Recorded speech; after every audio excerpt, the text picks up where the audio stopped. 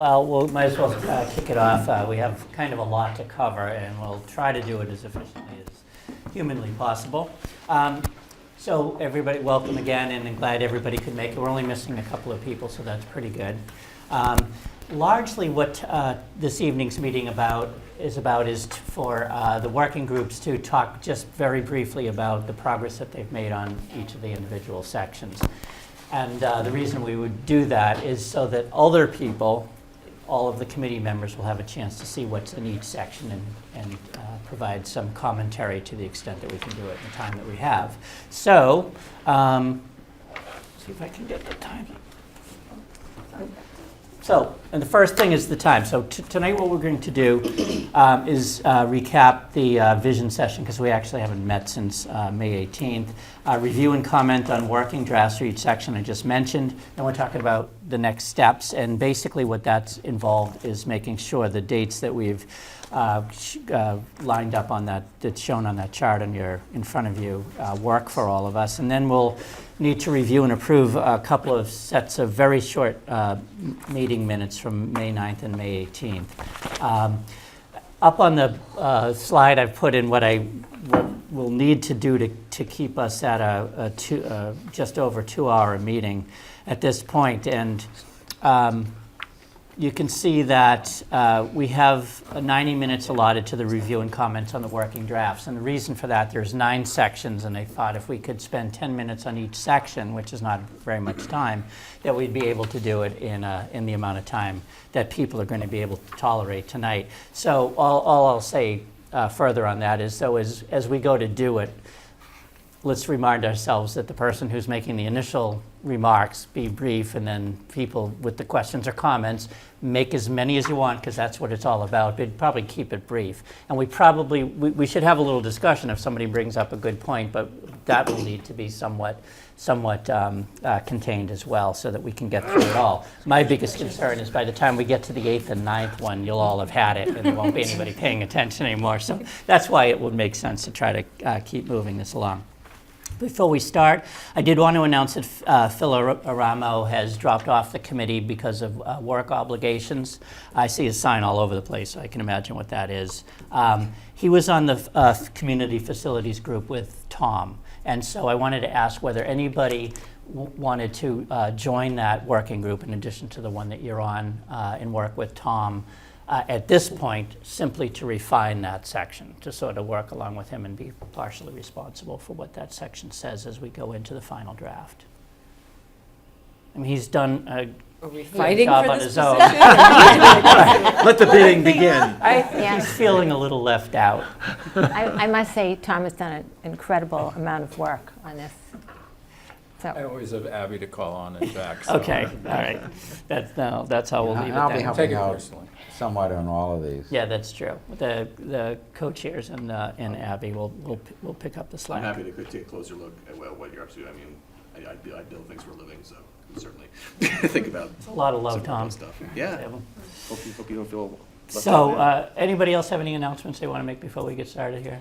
Oh, sorry, just at some point I will need to step out and return. So it's not what we're talking about at the time. I just have to pick up my daughter and then come back. Not more donuts. Not more donuts. You're not going to pick up more It's enough donuts? tonight. All right, next item is the visioning session. There's a fairly robust public participation process that went on with this. We have a website on which all of these items are put on routinely, and people can go to that and look at that. And then there's been notice in the Westwood Wire and in the newspaper and all kinds of different ways of announcing it. Our meetings are on WestCat and that sort of thing. But the two major pieces that we did to get most of the public comment at this point in the process is the survey, which we talked about at an earlier meeting. 811 respondents provided answers to a set of questions. They pretty well tracked what came out during the visioning session, so that's kind of good. I looked at that. We can talk about that further if you'd like. So I don't want to talk about the survey anymore because we did discuss that earlier. So the vision session, it was for those of you who attended or watched it on WestCat. 60 people attended, including 5 high school students. I thought there was a pretty good mix of young and older residents. And while I didn't look at the addresses of all the people, it seemed like we had people from all different sections of town. I thought the consultant did a good job, both in organizing it and designing the thing and then staffing it that day. So I thought from a logistic point of view, it went pretty well. You recall that we were divided, 60 people, into 8 discussion groups, with one of us being the facilitator of that group. And they responded to a set of questions. What are your favorite things about Westwood? What are your least favorite things? What's missing from the town? What are the important issues for the future? And if you could do one thing to improve the town, that's what it would be. And that was sort of the structure of the discussions. Those discussions went well beyond those 5 questions, but that was how it was all set up. So just with that as brief background, do anybody want to bring up any commentary about it or any thoughts about the process? Sheila, did you have some things you want to say? So I just wanted to, it's amazing how much paperwork you can generate being on a committee. But I love the sort of her compilation of what happened, the preliminary vision, goals, and objectives. And she has something that I thought really synthesized a lot of the things that came out on page 12, which talks about this is what we envisioned, this is what came out of what people wanted to see in Westwood, and it talks and it hits a lot of different areas in the town. But I think it's a nice thing to look at and think about when we're putting our plans together.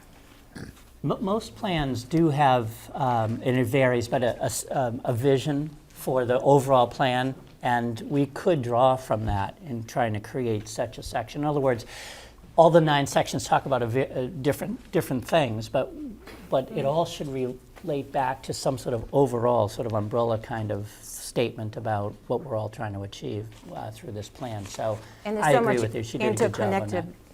interconnected, it's all interconnected, right? Right. All the pieces. Right. And we hadn't talked about that, and that is a tricky piece to write, because the language has to be right. Anybody else have any thoughts on the vision session? I would just remark that since the visioning session, I've had at least probably 2 or 3 people approach me who know me in town and say, I heard about the visioning session, I hope it was great. So I think there was a certain amount of just publicity generated even for people who didn't actually show up, which is, good. So I think that's important to me. Any other thoughts? And it's still available, right? So somebody could watch it if they wanted to. Right. Any other thoughts? Good. All right. Anyway, I'm picking up time now. All right. So the next part of the agenda is to walk through those 9 sections of the plan, and Abby's got them in order. You have a copy of the PowerPoints. That will be how the person's going to do the presentation is probably going to organize their thoughts about it. Each of the groups, and we'll go in the order that these slides are in, beginning with community facilities. So before we started, I just wanted to say a couple of things about it. So the working groups have met over the past couple of months, and in various ways, because everybody didn't do it the same way, pulled together initial draft of each section. So what you have in your packet is that initial draft. Now, in doing this, we asked the groups to focus more intently on the goals and policies and recommendation section rather than try to write the background section, because the background section depends on some data and information that Abby probably has more easy access to than the rest of us. So we thought that the background section could wait till the end, even though the data kind of informed some of the recommendations. It did seem like it would be better if we tried to get our handle on what the recommendations and the policies would be. So what you're really going to be looking at is the goals and recommendations tonight. When we're having our conversation, we kind of want to keep in mind the input that we received from the survey and the visioning session. That really should be reflected in each one of the sections. So I think the authors who wrote the original draft had that in their minds, but if you were at the visioning session, or just from what you've heard through this process, if we're talking about a topic and you don't hear a theme that was brought up in the visioning session or something, it'd be worth mentioning that and seeing whether it needs to be worked in, or it's something that the drafters of that section decided they had it covered, or they weren't going to cover it. You have the hard copies. With the people doing the presentation, it's going to be a brief overview of there, but you have the hard copy of the section. So as the person is talking about it, you probably want to be glancing at that.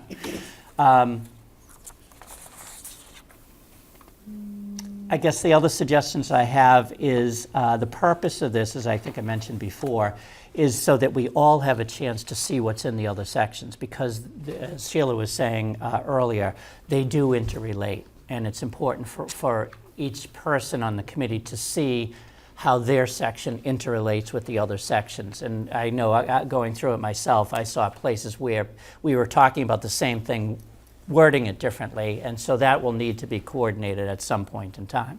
Probably not tonight, certainly not tonight's task, but that's the kind of thing that we're got to keep in mind.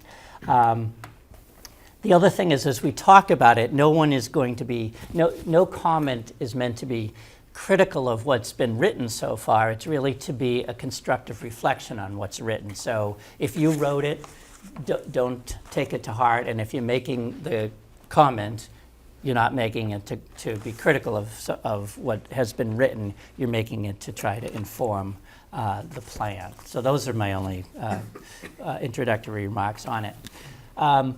So why don't we get started? And Tom, do you want to just give us an overview of the community facility? So as I said, 10 minutes each. It would include both how we start out and what the comments are on the section. I'll keep an eye on my watch just see we don't go too bad. So I was responsible for 10 departments, everybody from the school department to the Westwood Water District. And in all cases, I met with either the department head or their governing board, sometimes, most of the time, in public session. And I've got a lot of paper here, so if you have any questions, just let me know, because I do have some more information. So if we want to start with the slide, I think, Abby's devised some pretty good language to kind of frame this.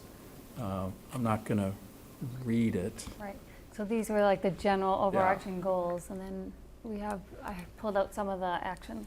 And, the way I originally approached this was, I'm looking at this was just bricks and mortar, but as time went on, it kind of spread out a little, not too much, I hope, because I didn't want to get into their operational activities. I didn't think, but sometimes they are interrelated. So for the school department, obviously they're the ones that are furthest along in a brick and mortar project, a fairly significant one. They've had money approved at town meeting. They are working with the Mass School Building Authority. They've gotten approval from them. I think they're in the process of hiring an architect to do preliminary designs. They haven't gone public yet with a lot of their decisions. My understanding is that they can shrink or combine 2 schools, but not 3, according to the state agency.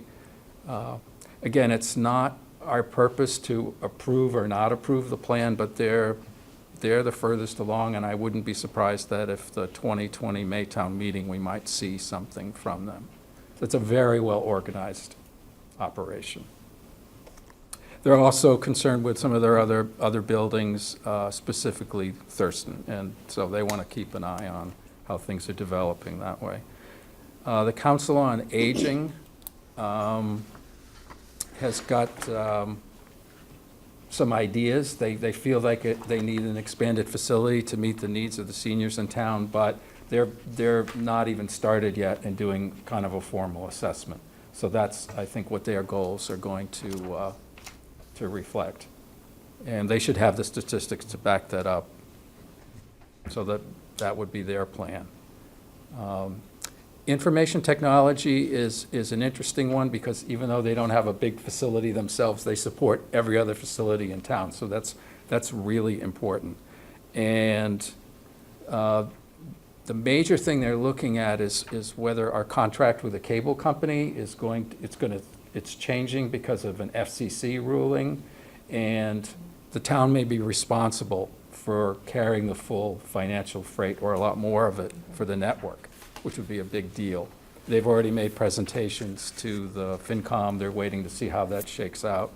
But in general, they're just looking to increase network speed to, I believe it's 10G, and to make sure that, you know, each town department, especially ones that are open to the public, have as much information that they can get via the web, and that the employees as well are doing as many things they can over the internet to facilitate, you know, just a more efficient workflow.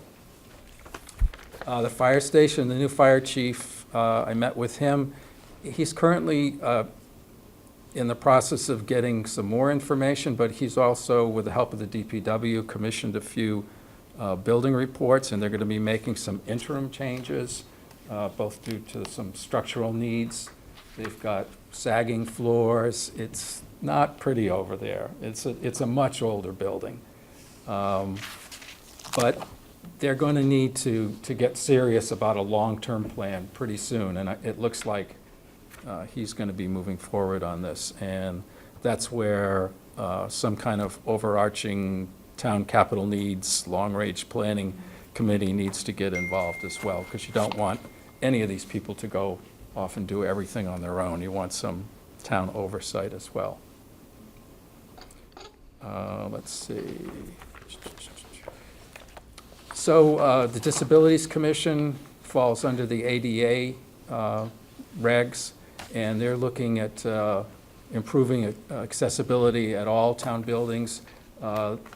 Mike Gillette has authorized a grant application. I think that would allow for someone to come in and do a study with some help from the DPW, because nobody on the Disability Commission, who's all volunteers, is really equipped to do that kind of analysis, and it's been a few years since it's been done town-wide. But the Disability Commission would really like to focus on Town Hall, because if you read the 2000 long-range plan, it said that Town Hall did not provide, and it's done nothing in 20 years. Right. So it's first of all, it's an embarrassment, as I'm speaking personally, but it's also legally exposes the town to any resident that is not getting equal treatment in a public building could just drop a dime on the town, and then the town would be mandated to do things, and probably in a way that they would lose some of the control of the process. Town hall employees have gone above and beyond, trying to make it as user-friendly as possible. They go out and meet people in their cars, et cetera, but some of the voting is done, or registration, I believe, for voting is done inside Town Hall, and it's not easy to move everything out. So, and I understand Town Hall is not an easy building to work with, but if there's anything that the Disability Commission would like to see, that's it. Also improvements at all meeting spaces for audio. Again, trying to make sure that everybody is served. So that's the basic outline, and you know, I didn't touch on all the departments. Obviously, the library and youth and family services are going to be moving into a renovated Wentworth Hall, so that's their immediate thing, and that's happening as we speak. The branch library will be closing in a couple of weeks. But are there any questions, any issues that people have heard about, or? So on the town hall, so the ADA issues are key, but there was not talk about the need to, or any interest in replacing town hall or expanding town hall or whatever. Nobody talked about it. No, I did send all of my reports to Mike Gillette. Probably not a good time for him to be weighing in on a lot of stuff. No, because I remember in 2000 we were talking about it. Yeah. No, I didn't hear anything back on that. Yeah, it seems like it's such a, I mean, disability thing aside, it seems like it's such a big community element. It's almost deserving of its own heading within the section in a way, although that's not the way it's really organized. But I mean, to have it almost be just a subheading of the Disability Commission feels a little. To Jack's point, it's like, you know, really, guys, like, you sure you don't want to think further out? So that would be my reaction. Other comments? I think when they built the police station here, having this room right here as a meeting place took some of the pressure off of the town hall itself. So there's no longer a need for expansion, but that need for ADA accessibility, it still exists. So is Carby Street accessible? Is that considered Yes. ADA accessible? Yeah, one of the issues at Carby Street, well, the overriding issue is that Todd does not have enough facility space to house all of the equipment. So expensive equipment is sitting out exposed to the elements, so that's something he'd like to address. And the other thing is the facilities for the working people there are in that old decrepit wooden building that sits behind Carby Street. And there's not enough room in there for everyone. You know, if guys are taking a break and they've been 12 hours plowing snow, there are just like no facilities for them to really rest or shower or anything. And it's an all-male staff. They have no separate facilities for women. So they hire a woman,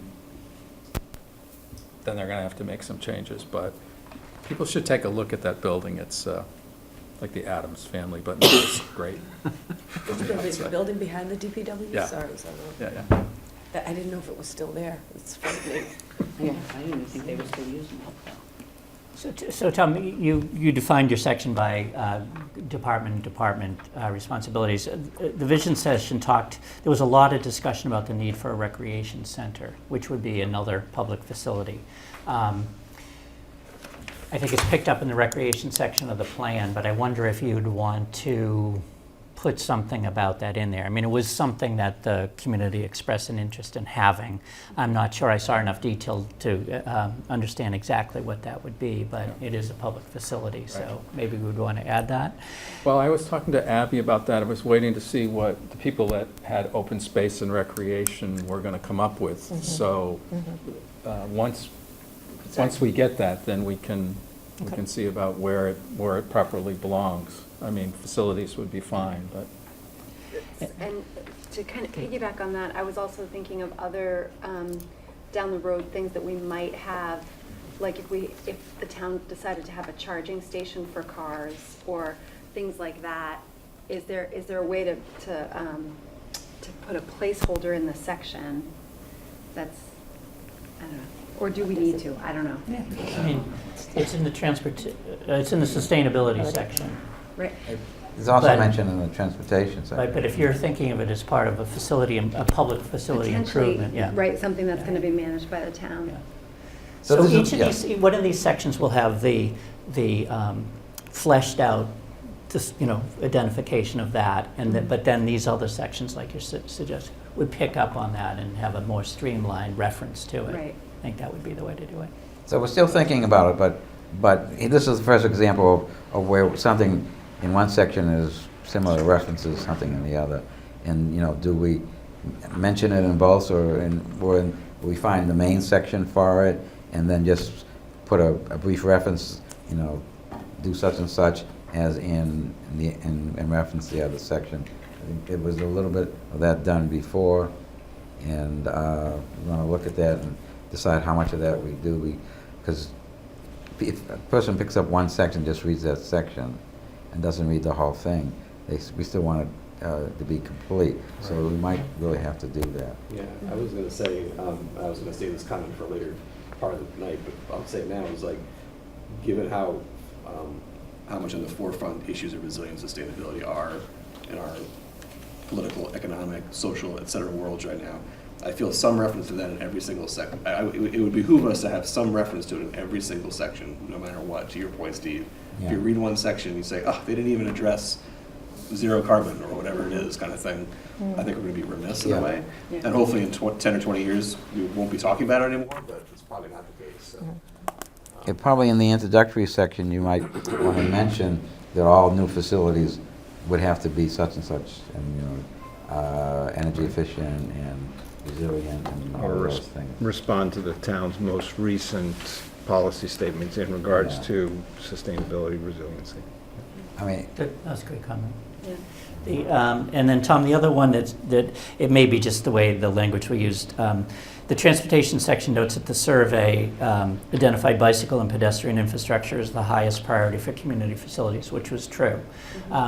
We don't necessarily think of that as a community facility in the way that you're talking about it. So I'm not quite sure what to do about that.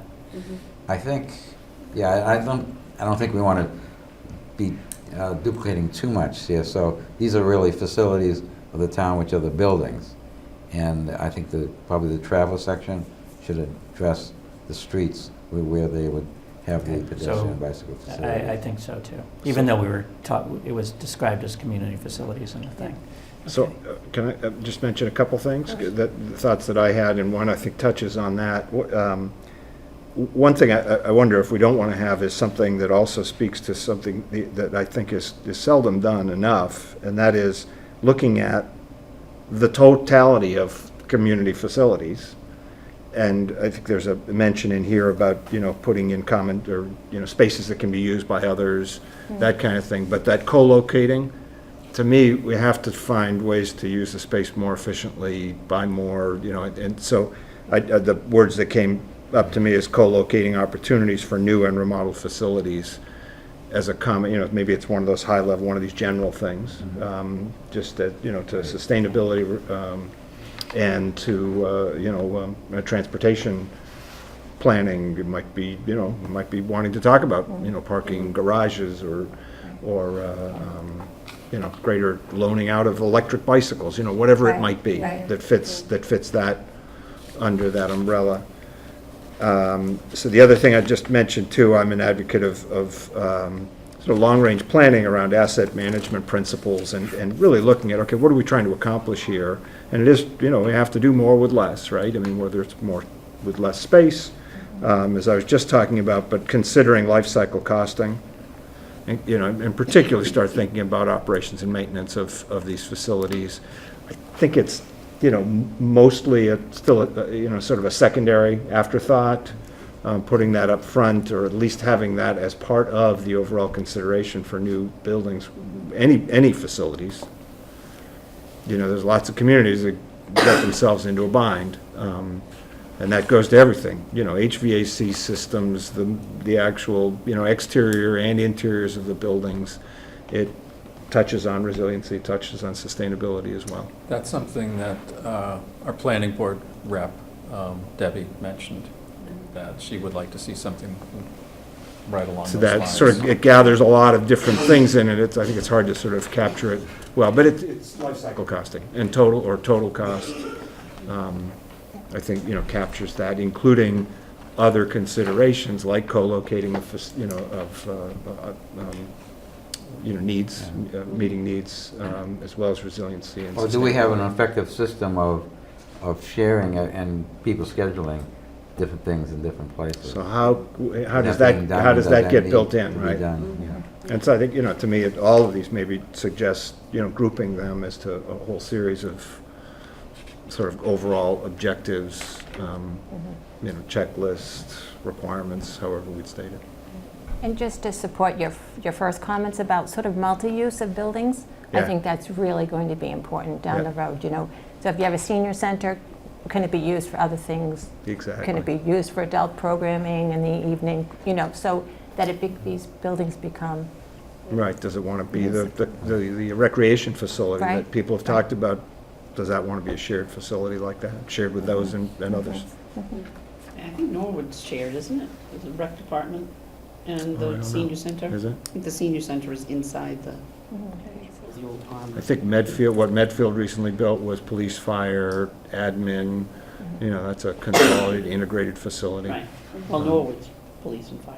too. They did Yeah, the same, yeah. they're the same. Any other comments? Yeah, so there's just one, this line C30 that's currently under Dedham Westwood Water District. C30 says, protect the assets of the district through an effective risk management and safety program. I feel like that could be pulled out as a header for the entire section. And I feel like if you added the word, if you said protect the assets and personnel of the district, it would give you a really nice broad umbrella for some of the other things that people will want to do in the future, whether it's the ADA stuff or whatever that is. So you're talking about one of the principles over all of these topics? Exactly. Okay, yeah. So almost like an objective. Right. Right, it goes in, there are 4 bullets right now that may need to be expanded. Okay, good, okay. Anybody else? Move on. We can always, we can come back to any of these as we go along. The All only question or input that I was wondering is, in light of, sort of what's happening in the world, should there be any discussion around security or things like, shelter in place or means of egress, that sort of thing, that should be incorporated as we're talking about buildings? I know, for instance, the schools have incorporated more of that. That's a good point. Did that come up, Tom, at all, in your conversations?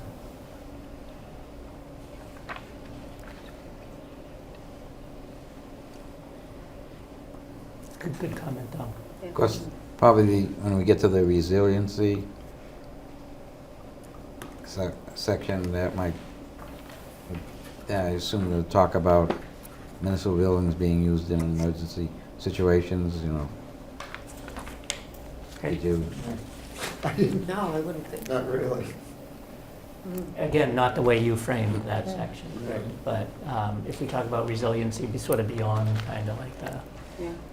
You get to how the sections talk to each other that are Yeah. related to Yeah. each other, and, Yeah. it does cut across a lot of different things. I guess it's in the sustainability section, but I think there should be something about energy in this category. Yeah, and that's what O&M, to me, that's what that's intended to cover, operational costs of energy and as well as. But I think if you really are concerned about climate change, I think all the fossil fuel-fired heating systems in the buildings are going to be replaced over the next 20 years. We're not going to be Right. burning oil or natural gas. All of those systems have to be replaced. So I don't know if you want to put that sustainability or in the building section. Belongs in both. Yeah, again, so that's the kind of thing, probably in sustainability, but have a reference to it from the community facilities, because all facilities have to be sustainable. And I would say all new buildings have to be net zero. You could. So that would be in your, certainly could be in the goals and Yeah. objectives, some statement about that. I mean, you could take the fourth goal that talks about employ townwide technology upgrades in all the buildings. You could, comma, best building practices, comma, security, comma, and energy efficiency, right? In other words, we really should be building buildings that are energy efficient, think about the future, cost effective, not only today, but in the future, built with very tight facilities that are going to be energy efficient, right? Because it's in our best interest. Well, a lot of that is covered by the building code. I mean, it may not go far enough, It but does that's, not, that's yeah. the standard that all town buildings are Yes. built according to. If you want to go beyond that, the town is going to need a lot of support in figuring out how to do that, because Yeah. I don't think anybody that's a town employee is Right. But set it- up to do that. so maybe that should be part of the objective, is to do things beyond what's required Yeah. to really, And I think it's encapsulating all these things we've been talking about as overall policy objectives about not burning fossil fuels, net zero, considering total cost. I would consider those part of total cost consideration.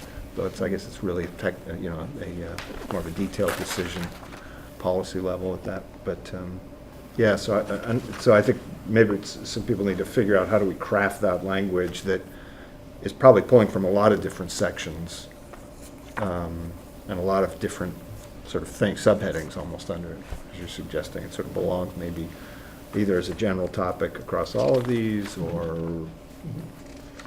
Well, and it certainly came up on the new fire station, right? I mean, very clearly, there was a lot of discussion about making that building properly, and it didn't come up on the senior center, which I think we spent a fair amount of money redoing and, sealing doors that weren't tight and so on, right? Very different process from the senior center to the new fire station. We want to do the fire station and keep it going, right?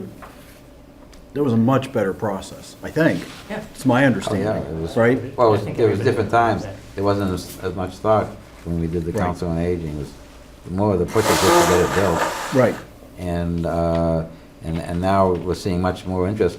And I was watching where they're talking to the consultants for the new school building, and how they said, well, practically everything is going to be net zero, so they should be looking at that.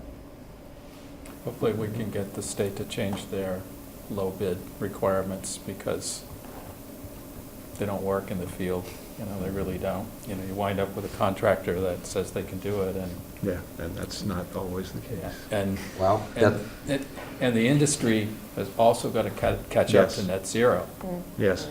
So- And the design, some of it is the right So- consultants as well, the I think we architects. can put in here things that we are not under our control, but we Right. would like to see happen. Oh, absolutely. And that's definitely something we'd like to see happen, and it just says, and it might be saying, push the state legislature to do this, and I think it's very important to say that in here. So that should definitely be an item.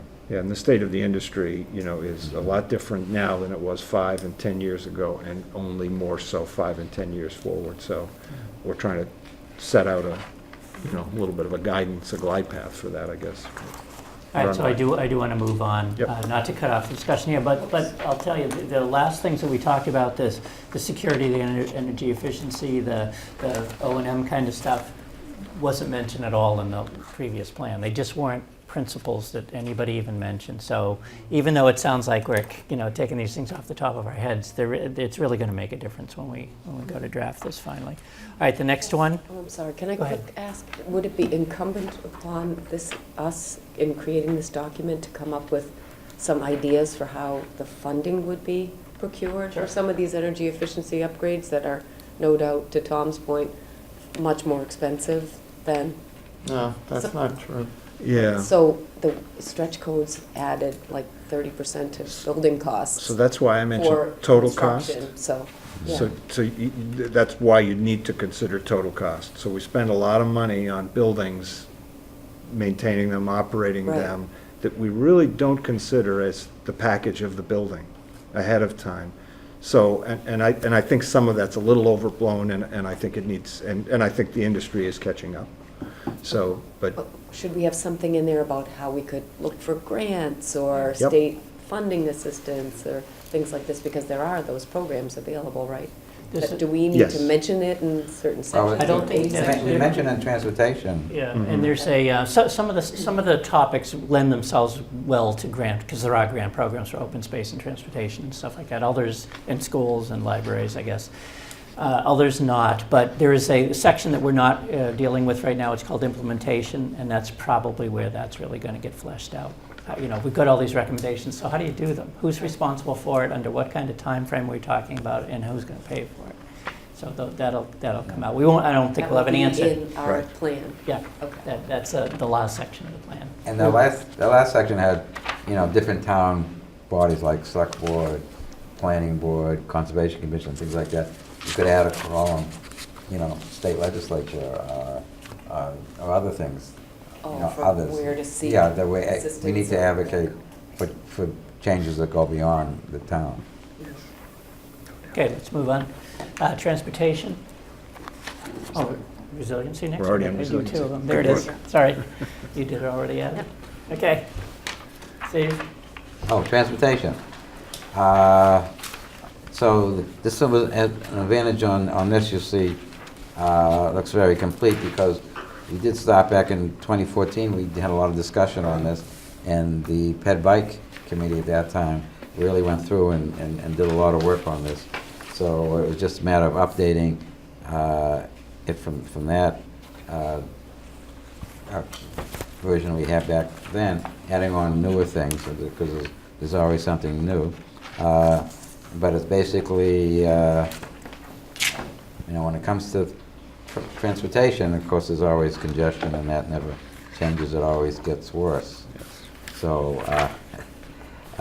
you don't belabor that point, but the thing is, the three objectives really point out what we want to do: create a safe, equitable, and affordable transportation system, and that's for residents, visitors, and of all ages and abilities, and how that unifies the town, where all modes of traffic and provides economic, recreational, educational, and living opportunities. Now, the next one now is a little bit different. Objective 2 is the town's complete streets policy, and a lot of things you see in here are based right around that complete streets policy. And then basically says, the streets have to be not only for cars, but they have to be for pedestrians, bicycles, and equally so. Objective 3 is, and then that one does speak to how do we fund all this. As we were just mentioning before, and there's a lot of funding available through the state for things, so we should always be looking for that. That's pretty much what's been happening before. The really big change is centering around the town complete streets policy. So as you read through, added some, the first implementing actions, again, working through regional groups and, which we've said before, and I've added dealing with the MBTA, because that's an important part of, again, we don't have control of it, but we have to push them to make these necessary improvements and regular maintenance at the 128 station garage and things like that. But as you follow through, it's all complete streets policy. Let's follow it. Pedestrians, so more sidewalks, and plans for how to repair and expand our sidewalk system. And you get the bicycles and bike sharing systems, and then of course trail networks. Everyone wants that. And then a new big thing, adding quite a bit, is on shuttle buses. That was mentioned before, and we're talking more about it. There was a study referenced here that was done that shows that a shuttle bus system is feasible for High Street, going all the way down High Street from or they say going down Pond Street is part of it, and ending up in originally that study was done before University Station was there, and they just said the railroad stations, but now there's even more destination for that shuttle bus service. And what about crosstown?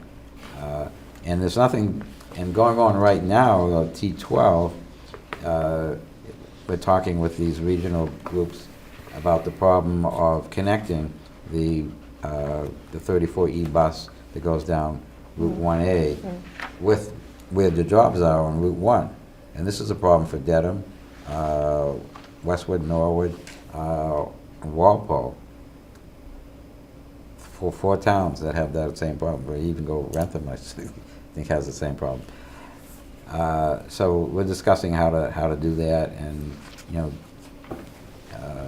do we actually do town by town, or do it cooperatively, one town or the other, that sort of thing. Town recently did a crosswalk study, hasn't been released yet. We want to see what comes out of that and make those improvements that come out of that. And the town is T16, we're pursuing right now to get those traffic signals on High Street to be smarter and to adapt to the traffic automatically. That's the latest thing on that. And then, the new item is to conduct a town-wide traffic cut-through study to see how we should deal with that problem. That's a new recommendation. The old ones like safe routes to school and more utilities on the ground, that sort of thing, that's been talked about for quite a long time. I've highlighted a few things here, and here's one on the power grill. We'll be able to handle more people with electric cars charging their cars at night. And then that's a reference to the sustainability section. Yeah, did you mention something about that? And so we should just reference that. And the the pedestrian and bicycle safety committee is mentioned another times. There's still more to be resolved about how that interacts with residents of the town. If people have a problem, should they go to the select board or the head bike committee first? And we haven't gotten clear indication that we need to talk to the select board about that and how they would like that to be arranged. So that's an item. An old item, that's the dead-end streets, cul-de-sacs. That's been discussed over a long time by the planning board. So that still needs discussion. TDM, Transportation Demand Management, is we've been pushing that. The planning board was pushing that. Still not effectively. We want to keep on pushing that. Parking, there are new things to consider. In fact, I was at a meeting. I turned this in Friday morning. I was at a meeting Thursday, and they were talking about an MAPC study on residential parking, and I found I had 3 more items to add to that list. So I went home and put them right in about how we require too much parking sometimes, more than is needed, because we're not considering things like is it near a transit-oriented development, and of course the new things in there about how much bike parking should be required, and electric recharging stations, of course. Another very recent one is, because I noticed trucks in my neighborhood, if you look at T-34, this is a concept I thought of, that's me, actually. And, it should be a way to simplify that and get it to cover more things when these heavy trucks shouldn't be wandering around the neighborhoods when there's a direct way to come and go on the main streets without taking all the side streets. And that's easy enough to figure out, I think, something that the planning board should be able to do. And then, the town just really doing everything according to what the Complete Streets concept dictates. And finally, on maintain what we've been doing before as far as the village zoning to create elements in our villages to promote walking and bicycling, shared parking, and use of public transportation. And that also goes for Route 1, as I mentioned before. That's a problem. How do we, Route 1, can it be accessible other than by, right now it's only automobiles to get to and from anything on Route 1. Any comments or thoughts, Sheila? So I'm thinking about some of the comments that were made in the different surveys or visioning center session or whatever. But so there was something that talked about trucks in general being restricted on certain roads. I think they can't be on some roads, but that was something that came up. I don't know. Does being a state highway, is Route 109 considered? So there can't be restricted? Yeah, or? it's hard to restrict trucks that are coming through the town, but they should be using main roads, and they will be.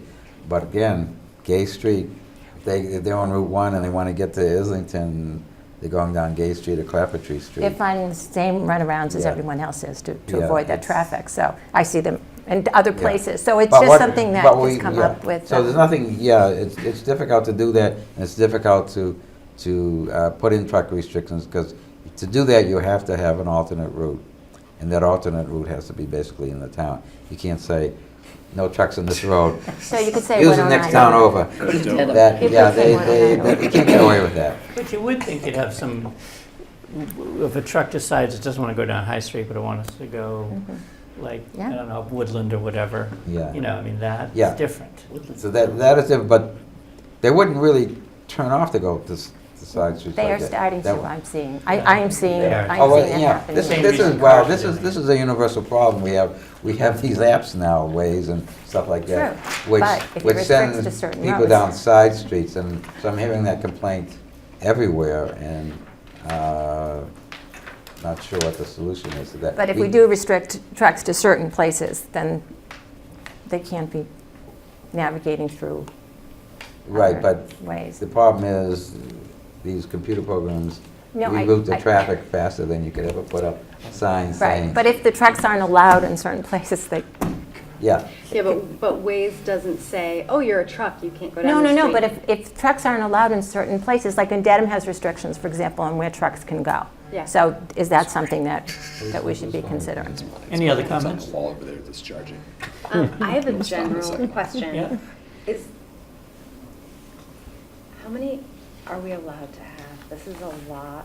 Recommendations? This is a lot of recommendations. I think that, that they could be reduced in number by combining some of them. As I was going through them, I was thinking there was a bit of Yeah. repetition there. I mean, is there a best practices, like, because we don't Oh. have that many for our section Oh, here. I see. That means what we you're will. saying. Keeping track. And I was a little intimidated as I was reading these, like, oh my God. Yeah, well, that's, I know you're all jealous, but this is really how many we have in transportation. No, I did eliminate one, I found, okay, one of the, and I've been looking, and maybe a couple more, we can probably combine or Yeah, yeah. get a few out of there. Yeah. But, yeah, the yeah, stuff, there are a lot I of think items that's a there. reasonable thing to think about. I mean, we'll never, Yeah, if we we get will, in within yeah. 50% of somebody else, maybe that's good enough or something like that. But I know what you mean. But Like some to have 5, arbitrarily some cut have it down, 25. it's just impossible in transportation, because there is so much in transportation. Yeah. Steve, you had a lot of attention to sidewalks and trails, which is what the public was Yeah. telling us. And then traffic was the least favorite thing. So you had some traffic-related things like the sequencing, the lights, and the cut-throughs and stuff like that. And that might be more effective if those were all grouped. That's, You know, like the Yeah, okay, traffic yeah. ones would be grouped so that people can Yeah. see, oh yeah, they did address traffic. and sequence them in that order, Yeah, too. yeah. I mean, that makes a lot of sense, right? Any other comments? Peter? It seems like it's the elephant in the room with climate change. I think climate change is going to be the #1 factor on changes to our transportation system. We have to stop burning fossil fuels soon, and that's going to certainly impact transportation. So I think there should be some attention paid to that in this category. I know it overlaps sustainability, but if you read the IPCC report, the latest report, it is frightening. We have to stop burning fossil fuels soon. So how's that going to impact our transportation? Some of that we don't really know yet, right? And, but setting goals or something. It's not that we what, should, how it's, right? it's not how transportation is going to be affected by climate change. It's how we need to change our transportation There you go. system to improve, to fight climate change. So, Because currently, Yep. about 1/3 of the pollution used to be from transportation. Yep. It's now gone up to 40%. And the reason, well, there's several things. Automobiles have been made cleaner, but people have been driving more. The vehicle miles traveled has increased, so that's completely wiped out all these improvements that have been made in the automobiles. So that's not going to work, and even in electric cars, the original power has to come from somewhere. So you look at the total amount of energy that is being used. So going to public transportation, more people walking and biking, being more careful about how many trips they make, all things that need to be done. So a lot of that is said in here, and we don't say, for climate change, but that is the result of a lot of the things that are in here. Yeah, and related to that, the #1 impact to water quality for open water, wetlands and the like is the pavement. Okay, let's move on to resiliency. We could segue nicely. There you go. Peter and Pam wrote 2 separate sections, which I think will become 1 section at some point. But Peter explained that they really are 2 separate topics. So, anyway. So, first of all, the definition that we used for resiliency was the ability for a community to adapt to new circumstances and the ability to recover from extreme events requires a clear understanding of potential risks, vulnerabilities, and planning and preparedness to mitigate those risks. So my opinion is climate change is the #1 resiliency impact that we have to worry about. There's a state program called the MVP program. It's a Municipal Vulnerability Preparedness grant program. The town applied for it and received first grant. So that's the first step to coming up with a resiliency plan.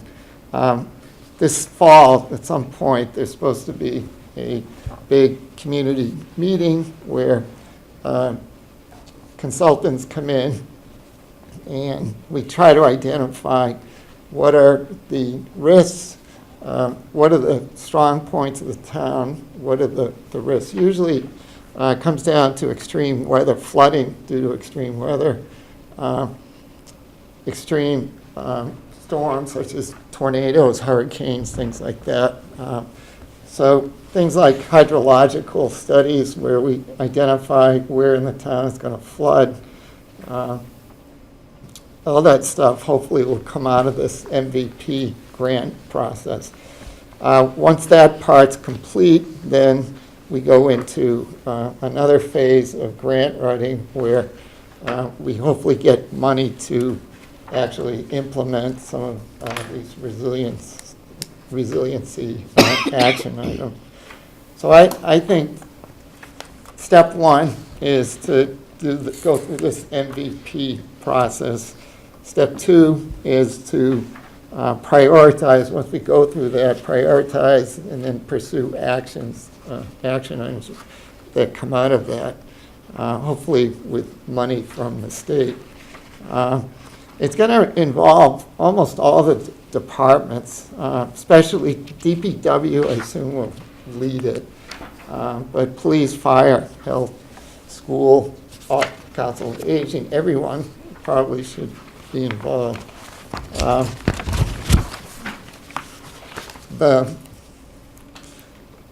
lot of towns have already gone through this process. I went to the Dedham meeting. It was excellent. They had people from throughout the community at that, and a lot of good information came out. They're taking, they actually got money now to actually implement some of their things that they identified as vulnerability. The other thing is, I think we should be cooperating. We should stress cooperation with nearby towns. It shouldn't be just Westwood that's doing it on its own. For instance, there was a resiliency meeting that Jan Galkowski went to that he told me about, and there was a representative from Eversource there, and he said if we ever got hit with another hurricane like 1938 of that strength, it would be 6 months before we got electricity back. So a lot of the resiliency in place in town now relies on backup generators, which require fuel. Fuel has to be pumped. If we are truly out of electricity for 6 months, then those backup generators aren't going to stay running for very long. One thing that's great that another project that the town's looking into is a battery system for the police station here that's combined with solar, so that if we do lose power for a long period of time, at least this building can keep going, powered by solar and stored in a battery system. So Tom Philbin's working with the police station to see if we can get something like that in place. So that's the type of thing, that type of infrastructure, I think, that we're going to have to start looking at if we're really serious about resiliency. So a lot of towns in the United States experienced some pretty extreme weather over the last couple of years. Like Houston got 50 inches of rain from Hurricane Harvey. There's probably half a dozen or a dozen instances of towns that received like 1,000-year storms, floods. And there's pretty good evidence that the incidence is increasing and it's related to climate change. For every 1 degree C temperature rise, there's 7% more moisture in the atmosphere. So that's more moisture that can come down as rain. Warmer oceans are giving us stronger hurricanes. So I think we really need to be serious about planning for these extreme events. So anyways, it's pretty simple. Most of the resiliency plan is based on what's going to come out of this MVP process. Well, what you said, it's so much more than what we see here. I think you really need to take what you just said now and put it into this to make it, that people really understand what's going on here. Yeah, and the probably refer to MVP is really a very preliminary thing. This is really a three-step thing. The MVP is just telling you how vulnerable you are, but then you have to do the resiliency plan, which some towns have done already, and we haven't even gotten. We're like a year or more behind in the I didn't think the MVP purpose process. of this was to write the resiliency plan. It's to say, here's what we should. Yeah, but I think we need to really emphasize the need for it and explain a little bit more what they do, because I think the MVP points out the vulnerabilities. The resiliency plan tells you how to deal with it, and then you need to implement those things that are in the resiliency plan. So I think all these things need to be emphasized much more. So the vulnerability plan doesn't do the resiliency part of it, that's a separate step? Is that what you're saying? From what I see, is the MVP is something that just gets you started and says, okay, here are your vulnerabilities. Yeah, here are your vulnerabilities. That's why it's right. And then that's why the V in vulnerability, the MVP then is. the next step is to prioritize, to come up with an action plan where you prioritize what you're going to go after. Yeah, so that all needs to be really explained to people who don't know these things, don't know what an MVP, never heard of MVP before, and for that matter, haven't even heard about resiliency plans. And so we need to spell this all out in more detail, and then explain, then we have to go about implementing it, and how are we going to do that. Okay. Yeah, I think your comment about power is a big comment. Yeah. Whether it needs to show up in community facilities or somewhere, the notion of a integrated power resilience plan for the town. I mean, some things that pop in my head as you were speaking were, could we figure out a way to power enough community buildings to house everyone for a week, something like that. I'm spitballing here about times and quantities and stuff, but like we have 13,000 people. Could we power enough buildings in town on a independent basis to shelter them, in the middle of January or something like that? Yeah, and I just want to piggyback on that and say not just in the worst case scenario, not just the best case scenario, like this is just me, one building with solar panels isn't a big enough bet, so that's. I agree. Yeah. Like I know we have limited time, but I just want to share a little anecdote. Like I'm working on a building in the seaport right now for Amazon. You may have seen it in the paper. It's one of their new building headquarters kind of things. Something we're talking about conceptually with Eversource right now is the idea that if we put enough recharging stations in this building, so enough, for instance, Tesla vehicles will be parked there at a certain time. If power is ever cut to the grid, those cars could actually be used as batteries to put out power rather than to draw power. And I think it's that kind of thinking that really could go a long way on a smaller scale than like a city, a town. If everyone had a Tesla, for instance, and you could draw on those in the event of an emergency. What if we give everyone a Tesla? I know. A Tesla, let's put that in there, right? But I just think, I think we can't think big enough. I mean, Yeah. we No, can't that's think a big good enough point. on this kind of Yeah, stuff, no, like, no, and this is not like we're mandating anything, but it's like to get it out there, I think it's just Yep. wonderful, so, Yep. anyway. Yeah, you really have to Good stress job. what is the need here to do this, and so you're gonna have to get into some of the level of detail that you just got into in here. Sustainability.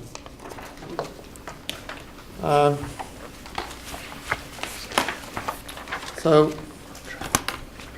I think well, I'll just define how I see sustainability. It's pretty much accepted that sustainable practices are those that allow us, present generations, to meet our needs without compromising the future.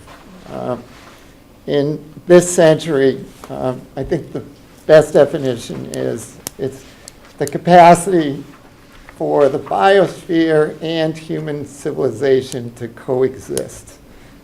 Basically, we're chewing up resources that are it's just completely unsustainable. Populations, it's 7.7 billion now, I think, and it's supposed to go up to 10 billion by 2050. There's basically, I think it's August 1st is the date at which we use up resources at a sustainable rate. So all the resources we've used as human society after August 1st is basically unsustainable. Those are resources we're borrowing from our kids, basically, in the future. So again, sustainability is also thought of as a three-legged stool. One leg is the environment, the other is economic, and the other is social. So you need all three of those to really be sustainable. I think the biggest sustainability issue in this town, in our society in general, is the burning of fossil fuels. We're burning 100 million barrels of oil a day. 100 million barrels of oil a day. It's just crazy. If we don't stop soon, a lot of scientists are saying things are going to get out of control. There's feedback loops. There's tipping points that nobody knows exactly when that's going to happen. But we're really putting ourselves and our kids at risk.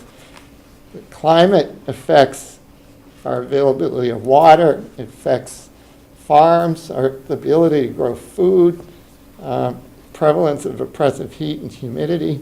It's already happening in a lot of parts of the world. Our climate here is supposed to be that of South Carolina towards the end of this century. Disease, we're starting to see more of these vectors like triple E and Lyme disease, things like that. That's just predicted to get worse. Expenditures on engineered environments. We're talking about asset management. We have to factor climate change in. It's going to impact a lot of our infrastructure. We're in the midst of a huge extinction rate. A lot of species are going extinct now. So point is, we're truly unsustainable. And one of the things that really scares me is there seems to be a huge disconnect between the perception of the problem. If you look at the survey, there was almost no mention of climate change. It didn't seem like anybody in this town is worried about climate change. And I think that's a real concern. I think people are just unaware of what the science is and what scientists are telling us. It's sort of for me, it's a moral obligation to protect our kids, future generations, from what's going to happen if we don't change. We have to become more sustainable. So I would stress that using more renewable energy, that's where we could start. We need to be more efficient. We need to switch over to renewable energies. And we pretty much need to electrify everything. All the oil-fired and gas-fired heating systems, water heating systems, things like that in our buildings, they're going to go. We have to get rid of them and change to heat pumps or solar thermal systems or something. But we can't keep building buildings with fossil fuel-powered HVAC systems. The good news is a lot of good stuff, and I was hoping to get it into this report by now, but Tom Filden and the DPW have been doing tremendous work upgrading the schools, putting in solar panels. And it's saving us money. All of the energy efficiency stuff, all the rebates from Eversource have added up to about $2.5 million. So that's free money that Tom has been able to get, mainly because we adopted the stretch code and became a green community. So that needs to be included. I need to add that into this report. I want to make sure that credit is given where it's due for that. But just to say that that much money has been saved, that'll open people's eyes. Do they quantify that, Peter? Like, The savings? yeah, like an annual saving or something like that? The only data I got so far is the solar array that first went up. It was we're saving $80,000 a year on that. There's a second project that's starting now that'll save $40,000.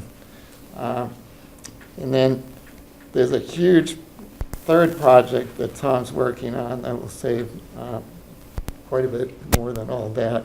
He didn't give you the numbers, I don't think. Yeah, we don't need them now, I think Right. Yeah. her point was that's a great selling point. Yeah.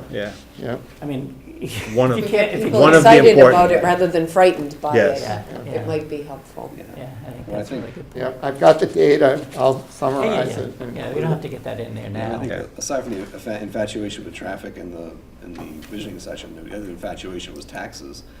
And if there's, incentive programs from the state, if we go greener and less fossil fuel reliant in town, are there tax breaks incentives that the town and its residents could reap? I mean, I bet if we had a dollar for every time the word tax was said in the visioning session, we could fund a lot of solar panels in town.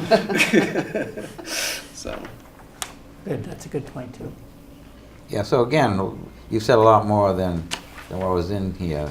So you got to get some of that in there and get some of these, the bullets here, change them into, like in the other sections, actual goals, and be more specific of what we can do rather than something general like, what exactly in the town can we do, which would be like continue what Tom's been doing, getting solar panels on municipal buildings, things like that.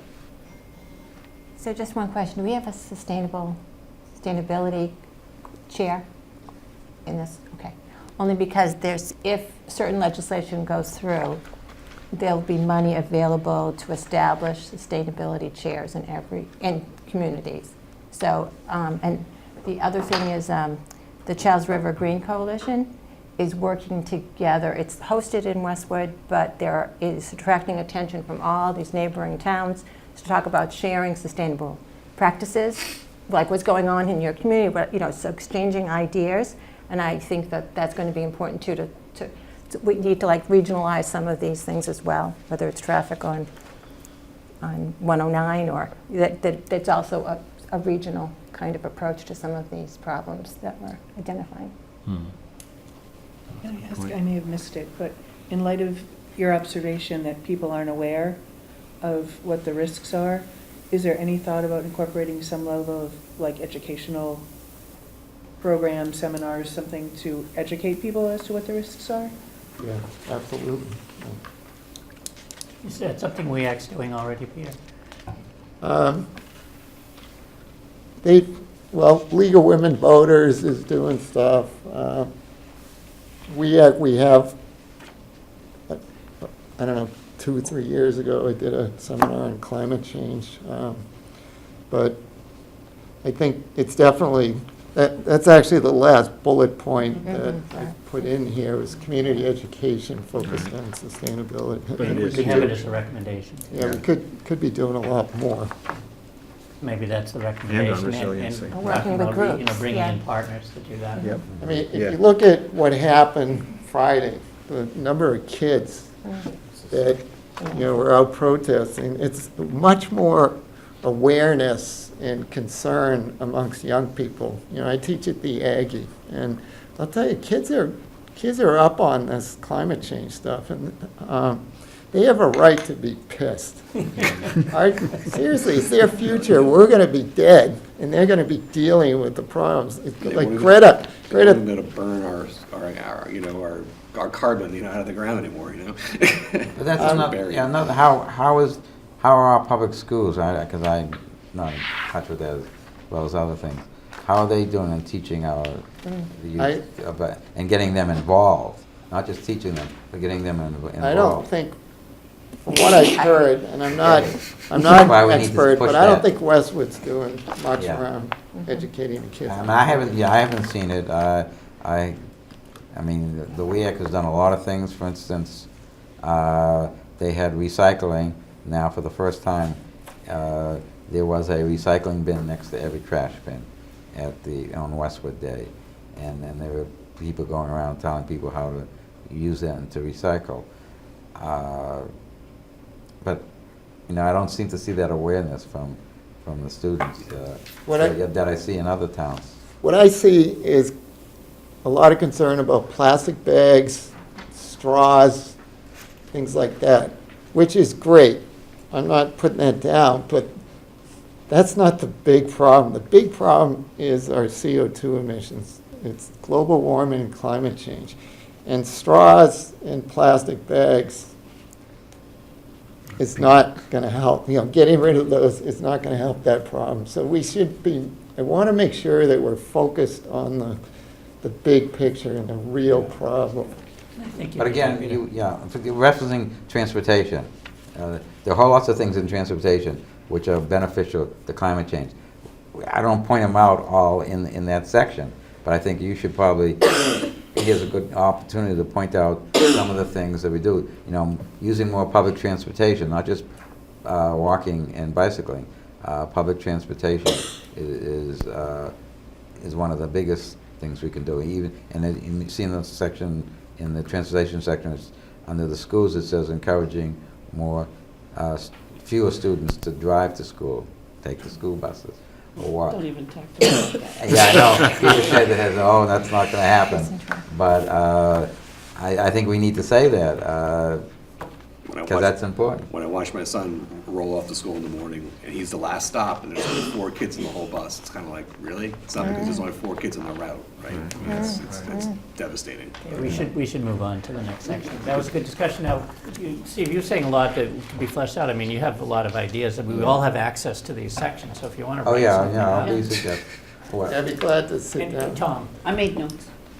So there is one point I want to mention, that there are 4 churches in Westwood that are now applying for grants for solar in their buildings. together? Yeah, so it's still, I'm not the point person on this, this is still in progress, but it's Episcopal Church, First Baptist, First Congregational, and the Temple. And I know from the Episcopal Church that sustainability and how we treat the environment is a big push from the diocese in Boston. I mean, that's something that they want everybody to be doing, because I don't want to get into theology of it, but there are people in town that are aware of this, and I think it could get more traction than you think. I actually started that. He was too modest to put it in a section.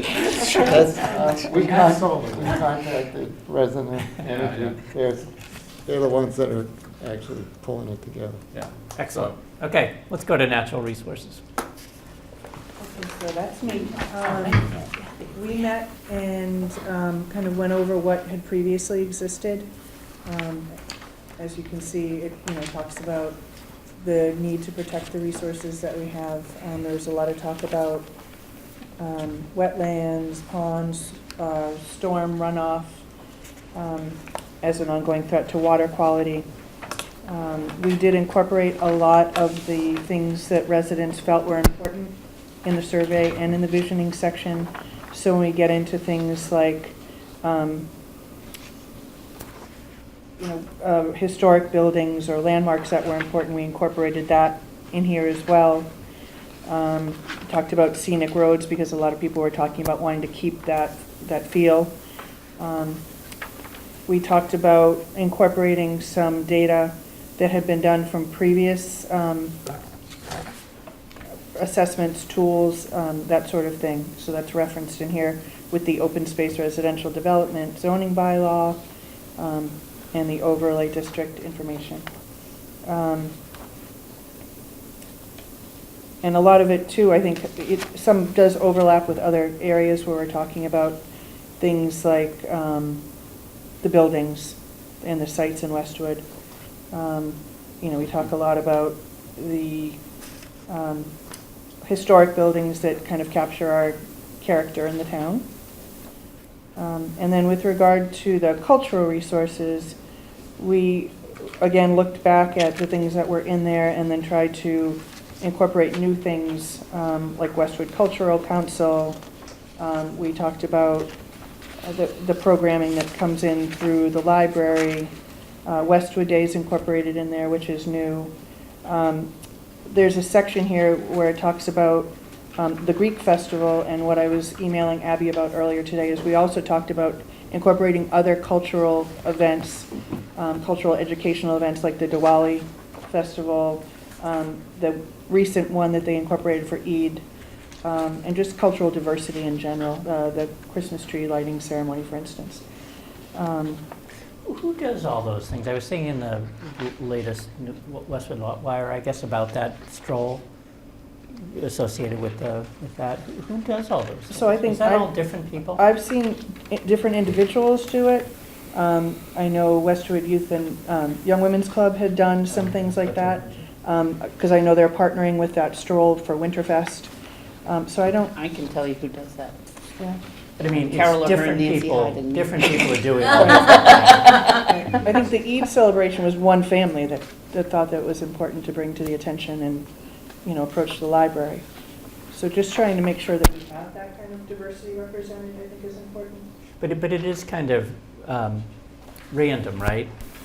If people are interested and they do it, and then if you look at it all together, it's a lot of things. But there's nothing that would ever suggest that there's any order to that or any objective, overall objective to it. Just kind of fortunate that it happens.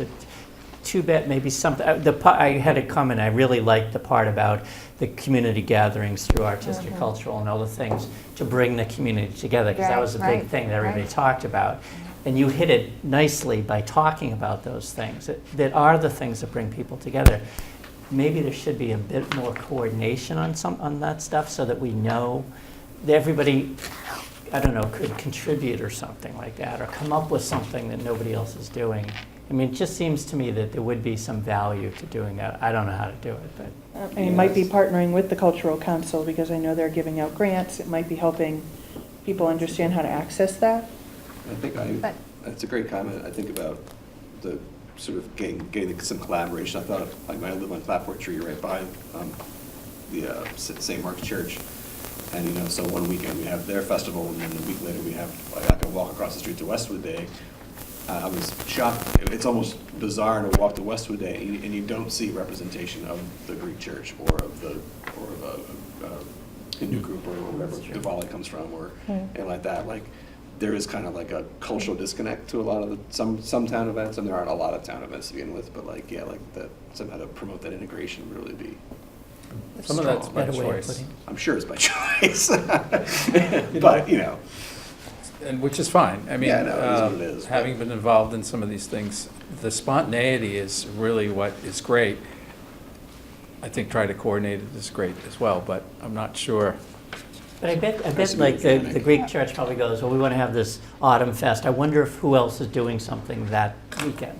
Right. And it just, I don't know, Yeah. it's a calendar. Community-wide calendar, yeah, Yeah. it's been tried, you Okay. know, it's, Never mind. it's a lot of fun to try to keep track of. Yes. But anyway, I thought that was a particularly powerful part of what you were talking about. That's great. Some comments from looking at this section is, I know people talk about the character of Westwood, which includes historical structures, and I see this, I know there was a change where, you know, they couldn't tear down a historical structure until the Historical Society had time to photograph it or whatever, and it just seemed to me as something that, you know, do we need to revisit historical buildings and preserving them in some way, and maybe looking back, sometimes we look and review some of the things that we have in place and whether they're working towards kind of preserving some of these places and so on. So I don't know if that might be something that could be worked into this as well, because I know we're going to revisit some things in the housing section that have been done. Now, are they working? Those kinds of things. And sometimes it's good to revisit what we're doing currently, and does it go far enough? So, and, you know, maybe Barbara could address this. The Historical Commission, which is what appointed by the Select Board, Yep. they're the ones that have responsibility for that, but I'm not sure what their authority is, really. Right, so we did include, Nancy also isn't here. She's Janica's partner, and she's also the chair of the Historical Commission. So we did include a goal in here, evaluate the effectiveness of the historic structures demolition bylaw. That was adopted, I think, 2 years ago, maybe 3 years Oh, ago. there it is, NC 21. So I think, yeah, we work with them, or one of the goals is to look at it. It is very limited. It's only structure. It only applies to complete demolition of structures that are constructed prior to 1910. And then at most, they only have authority. They have to. It's a very short time frame that they have to hold a public hearing and make a determination. And then at most, they can only delay up to 6 months. So I think it would probably be a good idea for them to look at what's been going on in those last 2 or 3 years and see if there's any other changes. And then I think maybe related to what you're talking about, Sheila, is that when that Blue Heart Tavern got moved, you know, and they said, oh, we'll do our best to find it, is that it seems like when that event happens, that there should be something in place that maybe you know exactly who you're going to go to, not an individual per se, but there is an historic building that's become available and then needs to be moved or something like that, that to be a little bit, and this will be a historical commission kind of thing, is who in general is interested in those possibilities, because there are developers that use those historic preservation tax credits to write off all their investments that they've made. So there are people out there that are actually looking for those opportunities for reasons having little to do with actual historic preservation. But it just seems like there's a process that we could get out in front of so that that doesn't happen again. Other comments? Were you done, Janet? Okay.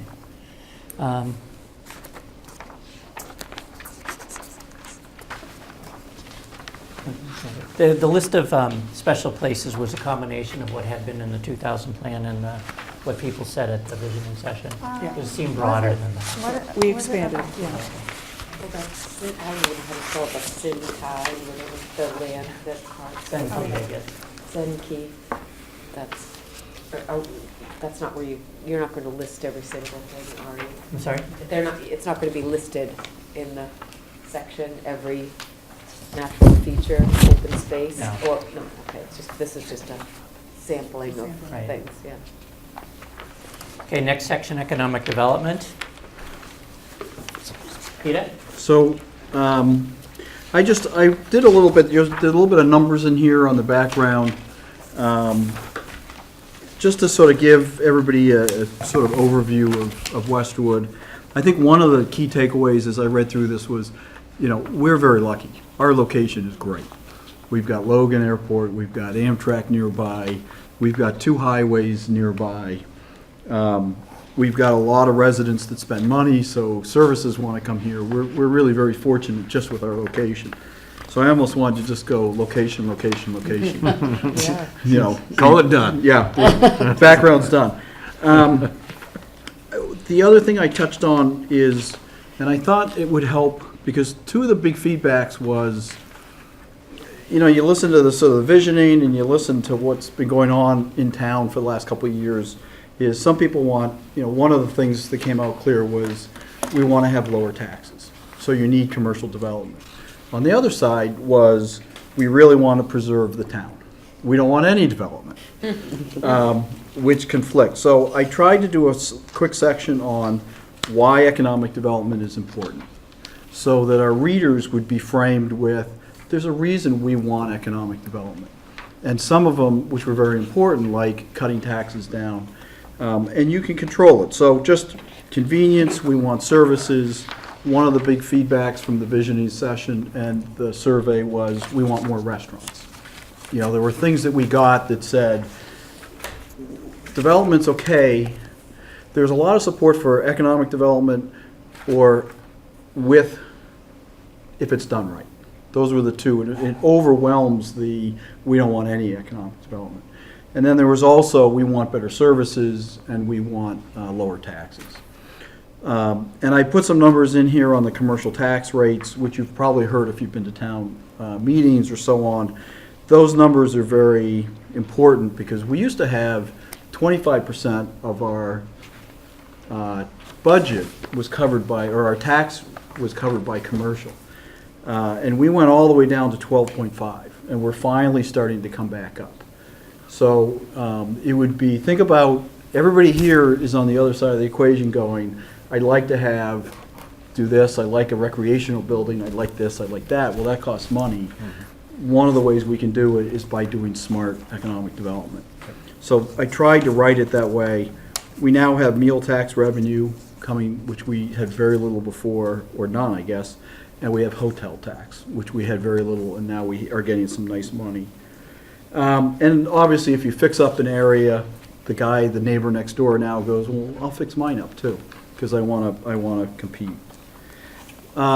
The other point I think is helpful is there are 5, and this goes back to the same thing when year 2000 when we did this before. We have 5 commercial areas, and each one of them in this is looked at different. So University Station, our objectives there and our highlights on where we want to go is different than, say, what we want to do on High Street. High Street wants to be very much, we want to keep the town center, we want to have the look, the feel, small scale, good services. We don't want a high-rise. But we will take a Citizens Bank high-rise over in University Avenue because it fits that area. Same thing in Islington Center, very much similar to what we want on High Street. High Street near 95 and 128, out by Fox Hill, you know, a little bit different, very much an office building area. And then Route 1 has a couple different pieces to it, but generally that gets developed slightly different than the others. So the goals, number one goal is that I think we wanted to make sure is that development is good, but we need to keep the character of the town. And it's not just the character. It was, people described it as scale, scope. What is the business that we would put there? So if you're going to do a development and you're going to add some space on 109, or you're going to redo a building on 109, what business goes in there is important. You know, maybe we've got 5 banks already, nothing wrong with banks, but boy, we've got 5. Would there be something else that we'd rather have? Right? Maybe we'd like a restaurant, and I think that's what came out. So all those things, and that was a very high, and I put that in my report as sort of up there, is we want economic development, but we want it to look good. It needs to be attractive. The word attractive came up a lot. Things like fostering the town village, so it's a nice place to mingle. Social interaction was important.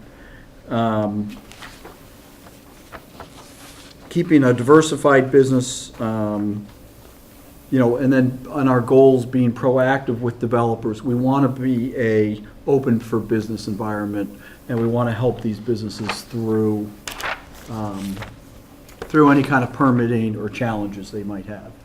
And then, you know, what that does is that allows us to, if we really encourage them, it also allows us to get them through some of the hurdles that we might want. So maybe we want them to spend a little bit more money on a better building, better landscaping. By helping to bring them in and support them, it allows us to maybe get the other things that we want, like attractive, not too big, you know, the right type of housing that everybody wanted. But one of the things that ties in with other people was, and is in my report, is, you know, we want to make sure we have green space, we want to make sure we have sidewalks, we want to make sure we have bike paths, links to, one of the takeaways I had was we really do, and it was in, I think it was in the transportation, a link between the High Street Village and the Islington Village, to have a way that we can connect the two towns. And it was not only for good transportation and biking, but it also came up with, that I read, was one of the ways to solve a challenge was how do you not have two distinct sort of populations. Islington and, I'll call it the High Street side of town, somehow feel separate. Well, one way to link them would be commercially with a bike path and a sidewalk, so that you think about being able to, from this side, go to that side, and that Islington come over back to this side. And that's in the report. And then under the sort of the action items, each one of the areas, as I described, has an action item. So in, say, High Street, we want specialty retailers or small offices. On Route 1, we want development. You think about some of those buildings over time, they could be developed that are on Route 1, sort of frugal fannies in that area. Those buildings have a purpose now, but somebody could come in and go, I'm going to knock that down and go bigger and better. We should be prepared for that. What do we want? What would we allow them to have? Make sure our zoning's appropriate and guide them towards that. Certainly, you look at Islington, now that the CVS and all that, the sort of four corners are being done. Down by Dunkin' Donuts, you've got 3 or 4 buildings. You know, we want to make sure that that gets guided. So each one of those sections has a action item that has been sort of vetted with what the town wants, and I think what we've all heard. Okay? It's interesting here, the action items, when I saw these action item highlights, they're not for every section, and I saw this one, I said, oh, this is the highway, this is the transportation one, it's misplaced. But then I read it more carefully, and I saw it was, in fact, the economics, so it's amazing how the two of them come together like that. You actually fooled me for 2 minutes there. So I think that's a good point to make, and to make it here is a good place to do it. I think you nailed it. But we actually have these action items on the write-up itself. Say that again? On this slide, the slide that's up there now. Yep. Yeah, I didn't see those action items on I think the. these are just a boil down. That's a, Yeah, he Yeah. calls them the implementing actions. So you just picked out ones. Yeah, those are just the highlights. the highlights, that's Yeah. all we were trying to do. Mhm. I would, if you really want to know them, I would read them off of this. Yeah. That's more of a summary highlight. People, something to stare at. So zoning and traffic are two things that scream out in these sections too, but Yeah. they're not, I mean, it's not, But that, it is impacted, right? yeah, and Like having zoning that encourages the economic development, which I think is great, is that something we need to, is that an So- action item, well, like? So the or one do we action. already have the zoning? The one action, well, we do, and I think, as those who are familiar with the planning board, I think the planning board's done a lot of work since the 2000 Oh, I agree. and Yes. sort of blocked what they wanted. There's still some tweaks to sort of keep their eyes on. The one takeaway, and I noticed it was in somebody else's, was to have a design. Do you consider doing a design review? And I wrote it that way, is consider or look at a design review process. And the place that everybody in town really focused on was Islington and High Street. Because everybody has an opinion on what looks good. Yes. What's the right size, scope, attractive, and so on. And it adds a restriction, right? Right, that's what I was gonna Maybe ask it's you. too much, so we should talk An about extra it. layer of oversight, having a design component So on what- top of the yeah. planning board's review? So the planning board, the Or as a planning board part has of been the doing planning that. board review? The planning board does a design review, but it's done by members of the planning board as part of their environmental review. The Right. question is, and it's come up before, do we create a separate board with usually more architects types in it? Point of view board. Yes. Architect types.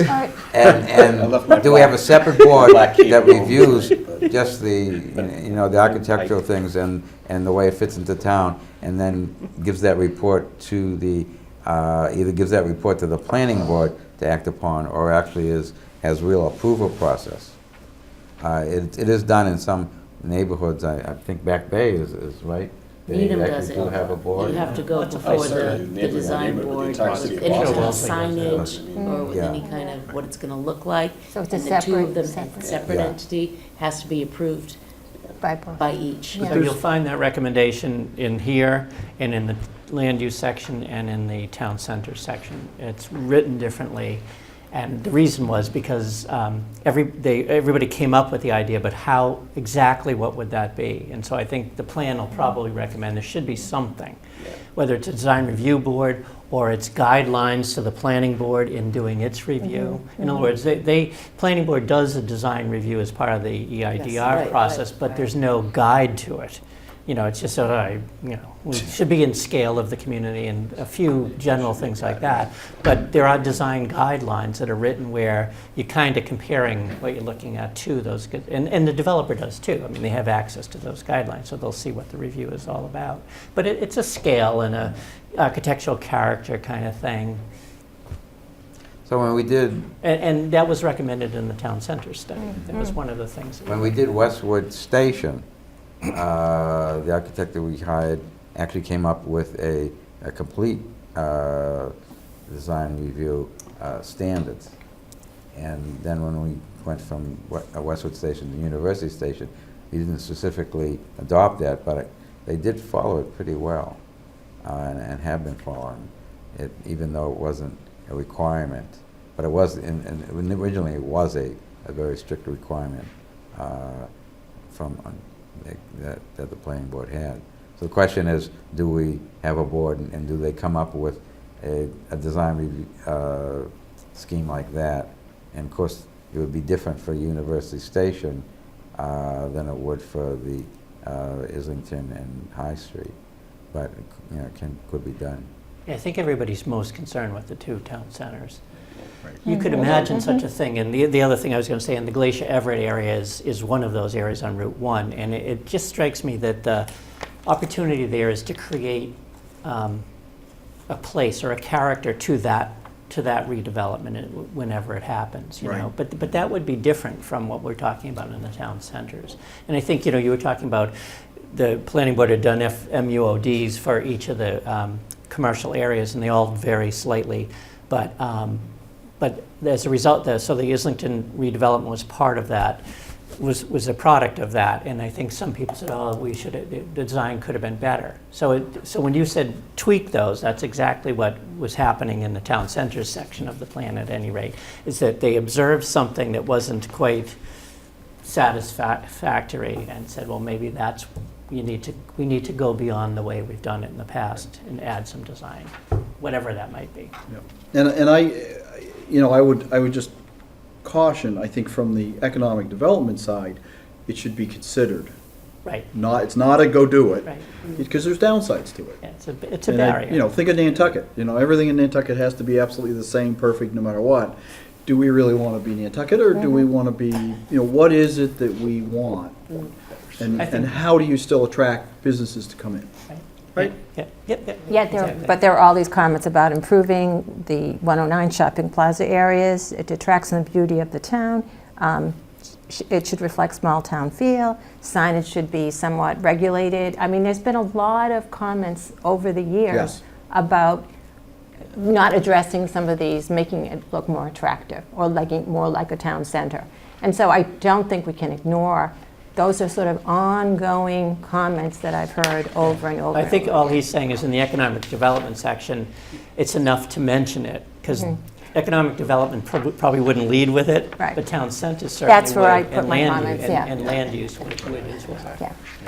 The number, And in the same vein, I know you talk a lot about aesthetics in terms of development, smart decisions around that, but also the impact to other aspects in the town, like for instance, public safety, where I know that the police spend a lot of time over in the University Station area. So the impact potentially to need additional supports for those developments?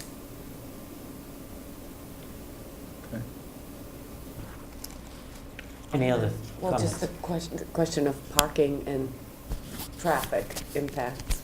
Is that something that has to be addressed? And if we're trying to encourage that stretch beyond Dunkin' Donuts to be a restaurant, it's a long skinny strip along the train tracks and there's nowhere to park, right? It would be great to have a restaurant. It would be great if the Keller Williams building was a cool little restaurant, but there's only like 6 parking spots and 5 of them you back out onto High Street where you're waiting for someone to get through the light. But there is 6 So- acres behind it, right? Behind Right? which? Is you build a tunnel underneath? Behind the right? train tracks? Yeah, behind Dunkin' Islington, Donuts right. and right There where was those talk buses about that. park Yeah. and Yeah. it's But like that's for private rent, land. isn't it? There are It's visions, private. there are, private I mean, land. the outdoor vision would be to move the Islington Railroad Station down there, have a That's in tunnel there. They through talked about the, that. through the railroad tracks and have something on both sides that works together. And, and a mixed use, housing and commercial. But I don't think that came up in any of the visioning sessions or. There was some Well, committee we Was were there? on that talked about Oh, okay. moving the I trains. mention That was it- years ago. I mention it every now and Remember then. that? Yeah, they talked about it, and it got shot down, but it's a Yeah. brownfield thing. Oh, I don't know that if wouldn't it's that surprise me. on the other side Yeah, of the they- train Oh, tracks. okay. Actually, There was stream- some well, problem it's a- there. there are There was- considerations because there's a stream that goes through that needs to be protected There's a and railroad has line. protection from redevelopment, but that should be all worked out. Okay, let's move along. Housing. Thanks, Peter, that was great. Okay, housing was a very big task to undertake. I think we're still going to suggest Okay. some more revisions to this, but we're trying to use what was available to us in a housing production plan that was done, that has given some good recommendations, and we hope to incorporate those things into into this piece or this report. It's not yet approved, though. No. It's still in the process No, of. right. So and I also wanted to, I don't think we captured it so much here, but putting in more comments that came from the surveys and the visioning sessions that we heard, concern about starter homes, talking about, we had also had a conversation about accessory apartments. We talked about it's meeting some needs now, some varied needs. It's not just having family members living, in the accessory apartments, but it's also for caregivers. And there were some other uses of accessory apartments that we weren't aware of, but does satisfy a lot of needs in the community. There is a current cap on the number of accessory apartments, and it has been revisited once before and increased. And so there was some conversation in our meetings about whether or not the cap should be, there be no cap, or, so that was something we wanted to bring to the group because it's just a conversation to have about that. We also talked about the needs of seniors. There's more seniors residing in their homes, and they're concerned about taxes, but also, maintenance, and, they want to stay here, but they're concerned about their ability to do so. They're also seems that there's there's not some housing needs that are meeting their needs to downsize. You know, we have, so that's a real concern about meeting the number of seniors that choose to stay at home or would go to a smaller, modest price place, but they're not available.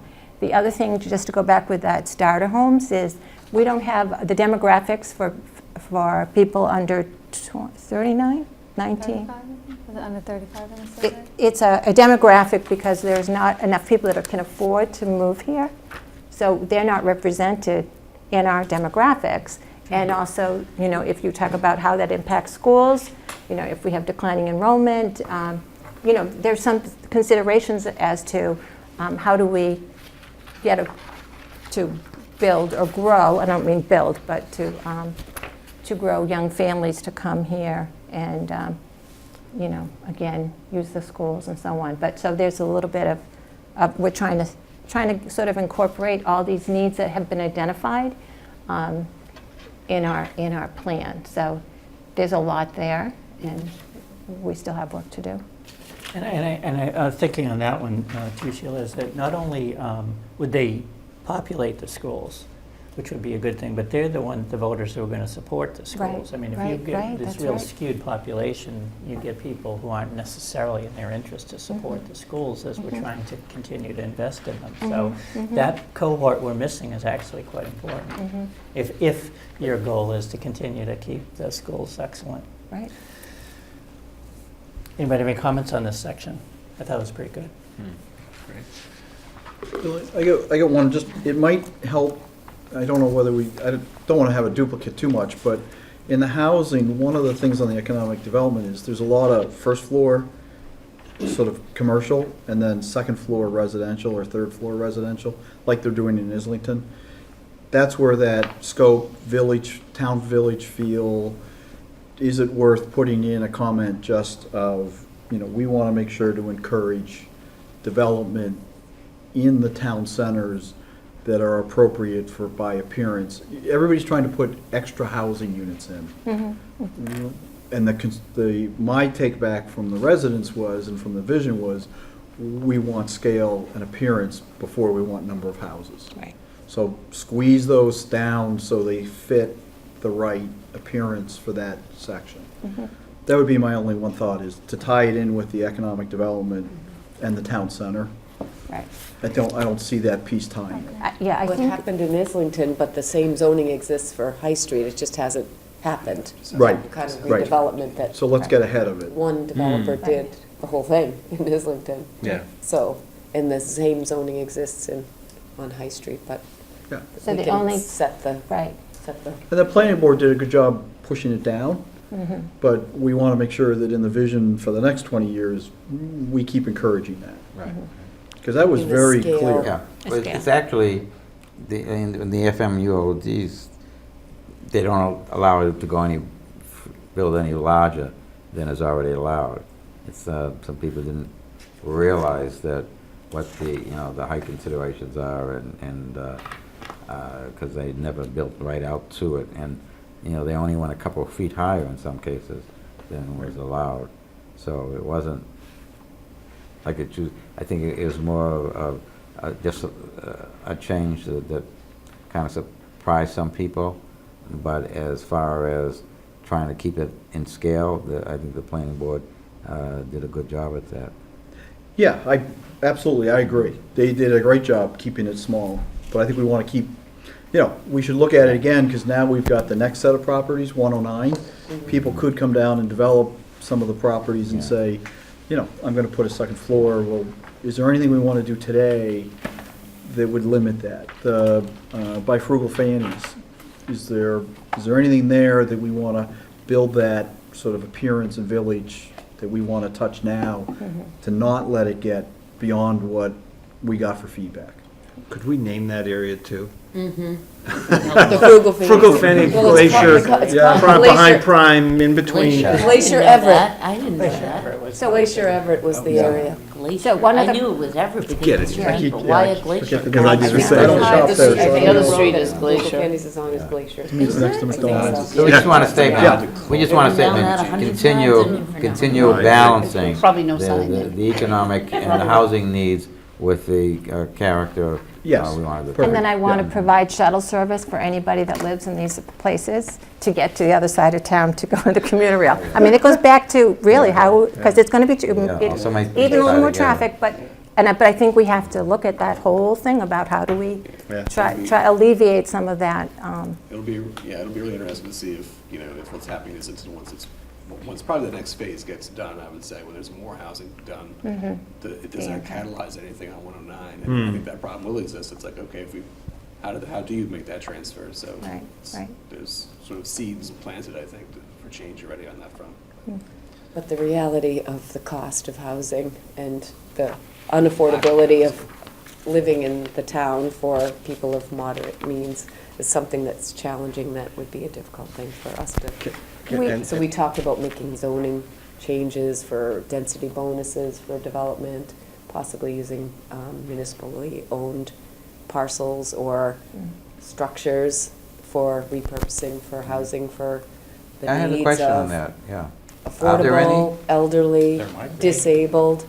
Are there any? Nothing came to mind when I read that. Well, we were talking about what could we do, because it's not easy to build You something might- affordable. Deerfield The rents in School, Islington are $1,800 for an apartment the size of this Only a space, couple, so it's not generally very affordable. And one of the other things that we did talk about is how do we make this community more diverse? Like how do we, are able to. Encourage an increase in diversity.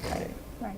So really, the only municipal buildings that might be available are old school buildings, like the Deerfield or the Sheehan, if they Right. ever. And Good what would place. those places be used for? What could they possibly be used for? Whether it would Maybe be we housing or should make community that more centers specific or. Oh, that's an Yeah. interesting So thing, people, isn't it? when they read that, know what you're talking about.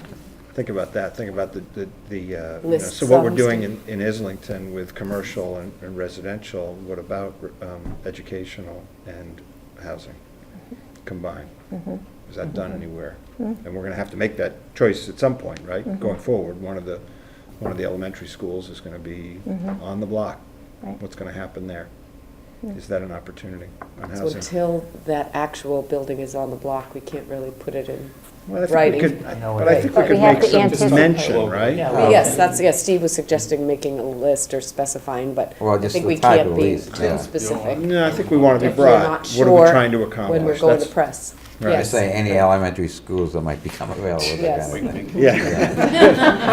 Any municipal. It just I might start drop with out the of letter sky. D, H. Public schools, yeah. All right, anything else, Jill? No. Any other comments? Good job. Okay, it was a good job. I think you captured a lot on the moderately priced yes. housing, which is what people are talking about. I think I could do land use quickly, because in some senses, land use is picking up a lot of the themes from the other sections. So the 2000 plan sort of thought about the town in terms of very linear. There was the High Street and Washington Street commercial corridors sort of interspersed by neighborhoods, and each of the neighborhoods had its own characteristics. And then beyond that, then there was less developed areas, and they were characterized mostly by open space, either because of large properties or because there was protected open space there. So I continued that. I never thought of things that way, but it does make some sense. Then just picks up on the reinforcing the village feel of the town centers, the way that we're doing it now, maybe including some more emphasis on pedestrian circulation, public gathering spaces, as was being talked about in the visioning session. Enhance the quality of residential development planning, and that's really, there's made recommendations about possibly looking at the OSRD regulations, which is the cluster subdivision regulations, to see if we can't potentially increase the attractiveness of that option, because we're not getting that many developers choosing it. So when we talk about tweaking existing regulations, that might be one place to do it. Increasing business development and protecting quality of life, we've talked about. and then open space resources, whether we're talking about acquisition, and I listed in there, what the Westwood Land Trust had done, and possibly relying partly on regulatory protections we do through OSRD. I have several things that's not on that slide. I think we need to add a policy in this section regarding decision-making for competing use of the potential surplus municipally owned property, the thing that we were just talking about, because almost every use has said, well, it'll be for housing. No, we should keep it as open space. No, it's where we would achieve something else. So we should probably address how that decision might get made, to the extent that we can influence that. Considering establishing a design review process, we talked about that already in the FMUODs in the commercial districts.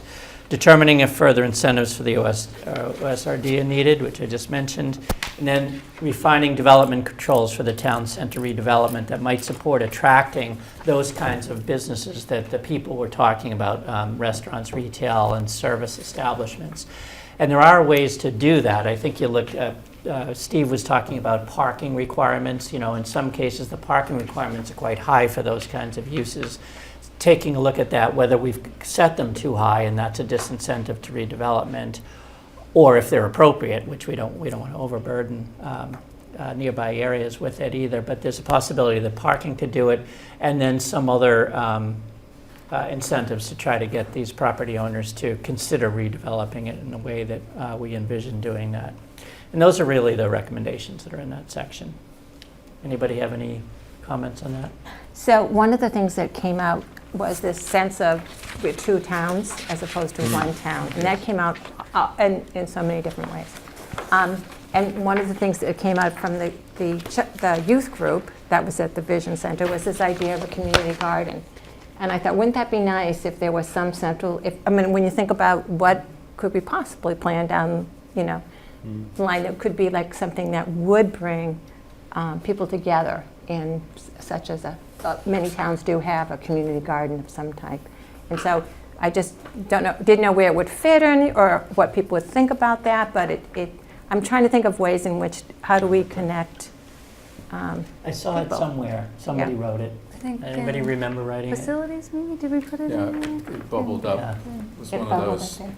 General facilities comments. things that didn't fall under any specific, but Okay. So that made it, and I could pick it up here. But I think your point is that maybe we should think about that. And now you're talking about a land use thing. Is there a land use that you could locate such that people would have to go to it?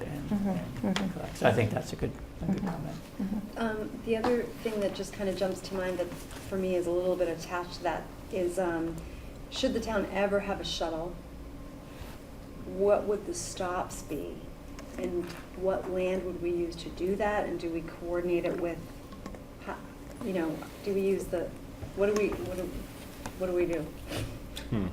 But we need a place for people to stand and wait for the shuttle. Yeah. And, yeah. Well, we say more bus shelters and one of the things in Transportation. transportation. That's a good point. I mean, that's. But do we use the T? Also, What's there already, also or is do to we have examine the different means for shuttle bus service. I mean, there can be just fixed route, on demand, or variable route. So that makes a big difference.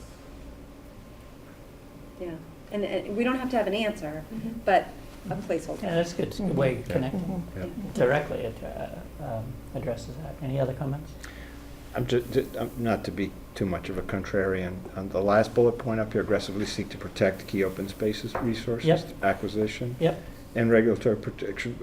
We're going to talk about in open space, some of this issue as chair of the Conservation Commission. We own a lot of property right now. We do not manage it. We do not manage it at all. Not well. We do not manage it at all. So I just would suggest that we need to get to the managing before we talk about acquiring more. And I personally would put trying to promote housing as a goal before we start investing in trying to do that. We have a beautiful town now that could use some cleaning up. We've got invasive species. got land with, complicated land ownership as well. We've got threat trees, invasive vegetation, accelerated eutrophication into our wetlands and open water bodies. So we need to get to those. No, that's great. That was a major change that's already been made in the open space and recreation plan that we just did, that the emphasis was to acquire more open space. Now the emphasis is to manage the open space and acquire when something makes sense and ties things together. Exactly. Under just certain circumstances. And get to some of the ped and bike, accessibility issues, that I think we're squandering, at this point in time, so. And I think that came through in the open space plan as well Right. as the open space section Okay, here. great.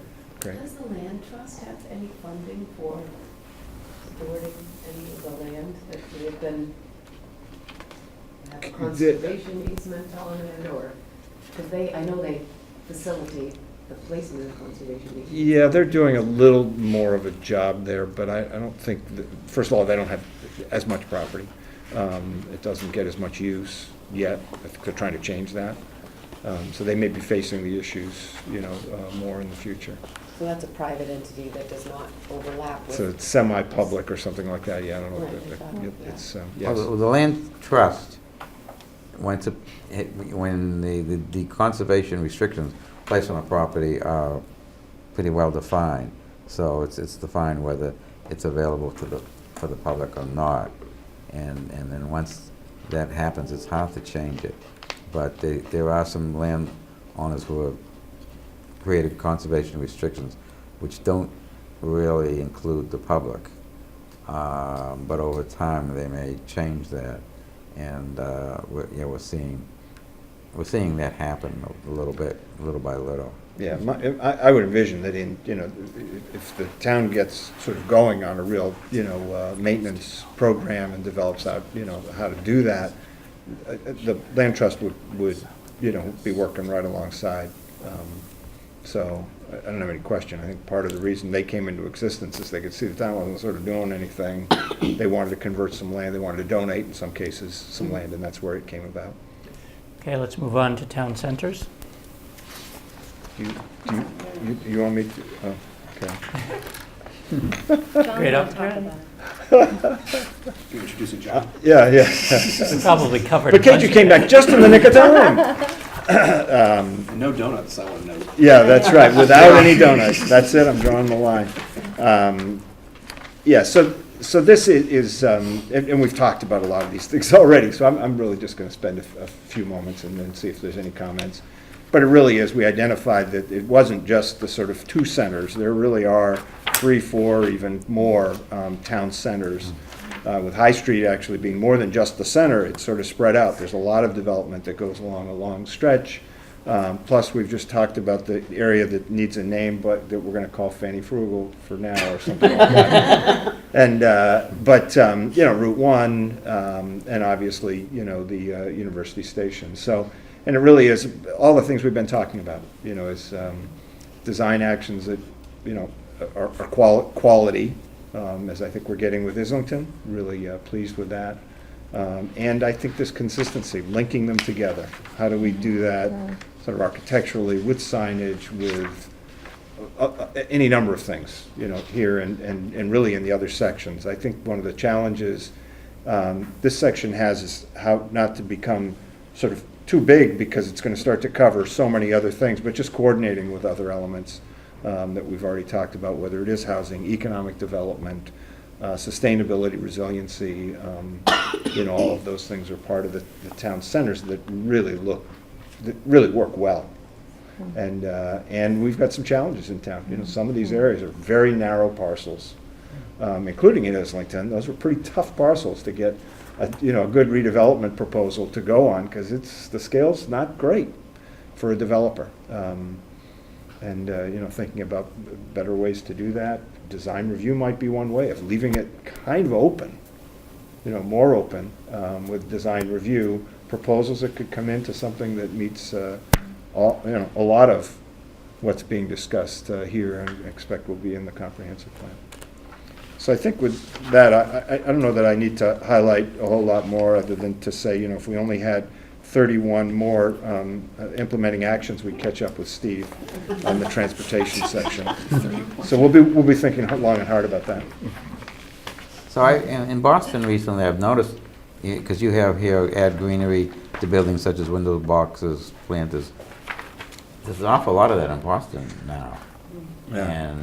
And I think some of it's being done by the business improvement districts. Oh, is that right? Yeah. Yeah, it's gotta be, because I just see so much of it, and it's, that wasn't there before. Yeah, I guess I hadn't And you noticed that. see Yeah, that's a the good sidewalk, Yep. with just the little fence around it, has one box after another, and in the commons and other areas, it's made quite a bit of a difference, and maybe we should, that's a method of doing that. Well, maybe we need to improvement come up with districts. something that the words that jump to my mind were it's sort of uniting features or something like Yeah. that. Features that tie this as Westwood. And that's a method of Is it a doing that, planter? yeah. Is it a planter box? Is it a, what does it look like? What does it show up for people? And maybe we should Yeah. have some language that describes that wants to be a component of. Some unifying Yeah. features. Signs, a Right, lot of right. communities do it just with their signage, and it's really quite effective. Mm-hmm. I'm trying to think of a town that I've seen that's used that a lot, but that can tie stuff together. It can be as simple as that, Yeah. right? If you do it right, consistently, yeah, the right yeah. scale, coloring, Right, right. font, all of those things. There was a comment that was made that even with the holiday lighting, it's different from one side of town to the other. So Yes, those that's a ways great in which point. we can unify this town as one town, Yeah? Yeah. that really is important to Mhm, consider. mhm. Yeah. Other comments? When you mentioned your T8, whatever, TC8, the Council on Aging bus, it's a bus. That do we own it as a town? I wonder if it could do double duty. That's what I Yeah. was. The shuttle. Yeah. already talking No, about, I think yeah. that goes to one of my first Right. comments, is Yes. how do we It take Well, advantage it's of what we have. all the facilities, spaces, vehicles, resources for the town? Yeah, absolutely. How do we get that across? Yeah, take a real inventory of what we have Yes. available in one or the other or of our town spaces, and then see how we Yeah. can. And I talked earlier about total cost of facilities, all of these things that we're talking about. Okay, how do we talk about total value with all of these, that we get the maximum that we can? And because we know, we can't afford all of this, right? Can't begin to. But we can get more of it if we find ways to try and do that, get total value out of it. Okay, next section, open space and recreation. So that's me and Charlie, and we spent quite a bit of time going through what is a huge document. So I guess the advantages is that it's already there and approved. The open space and recreation plan was adopted by the planning board in February of 2019. And I would say kind of the flip side is there's so many objectives. It's really, really big. So we tried to summarize it as best we could, and if there's some advice around doing this differently, we're certainly open to it.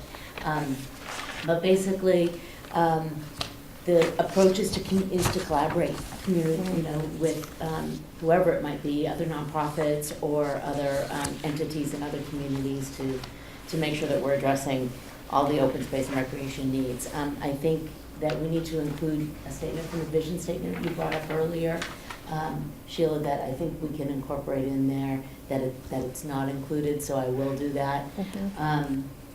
And then we have kind of the general goals here, open space goals, and then we go to the recreational goals. And the background, I think, will slide up to the front too. Okay, so we'll kind of look at the picture. But the general goals are to protect and enhance Westwood's community character. And secondly, to increase the usability and visibility of our facilities, trails, open spaces, and the things that were very, very important to everybody. When we looked at open space, we know that, and I also want to just kind of let you know, so those general goals, you can see that there were goal number 1, 10 objectives, and then the action steps, and we reference back to the document because it is so big. So that's what that kind it? of that refers to. Oh, That whole yeah. thing? No. Oh, okay. But it is 156 pages. Wow. So the action plan, the action steps are there, but we thought we would keep it here, Condensed. general, condensed, and then you can go Right back here. and look at that. Yes. So, So reference the plan. right, reference the plan that's been adopted. Okay, so open space goals are improve the management and condition of our conservation areas, and I think John just spoke about how important it is that we do that, so there's objectives, sub-objectives, and actions according to that. We wanted to increase the awareness about Westwood's existing open space and conservation areas, identify, protect, and acquire land where we can that for conservation purposes.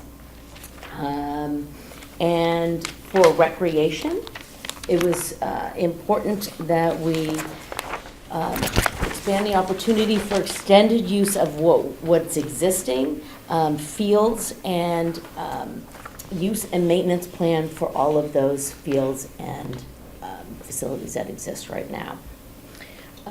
It was important to develop a new indoor recreation community center. I think that was highlighted at our retreat.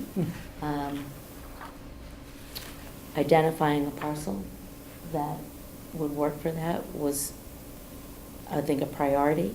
There's objectives and, of course, actions following that.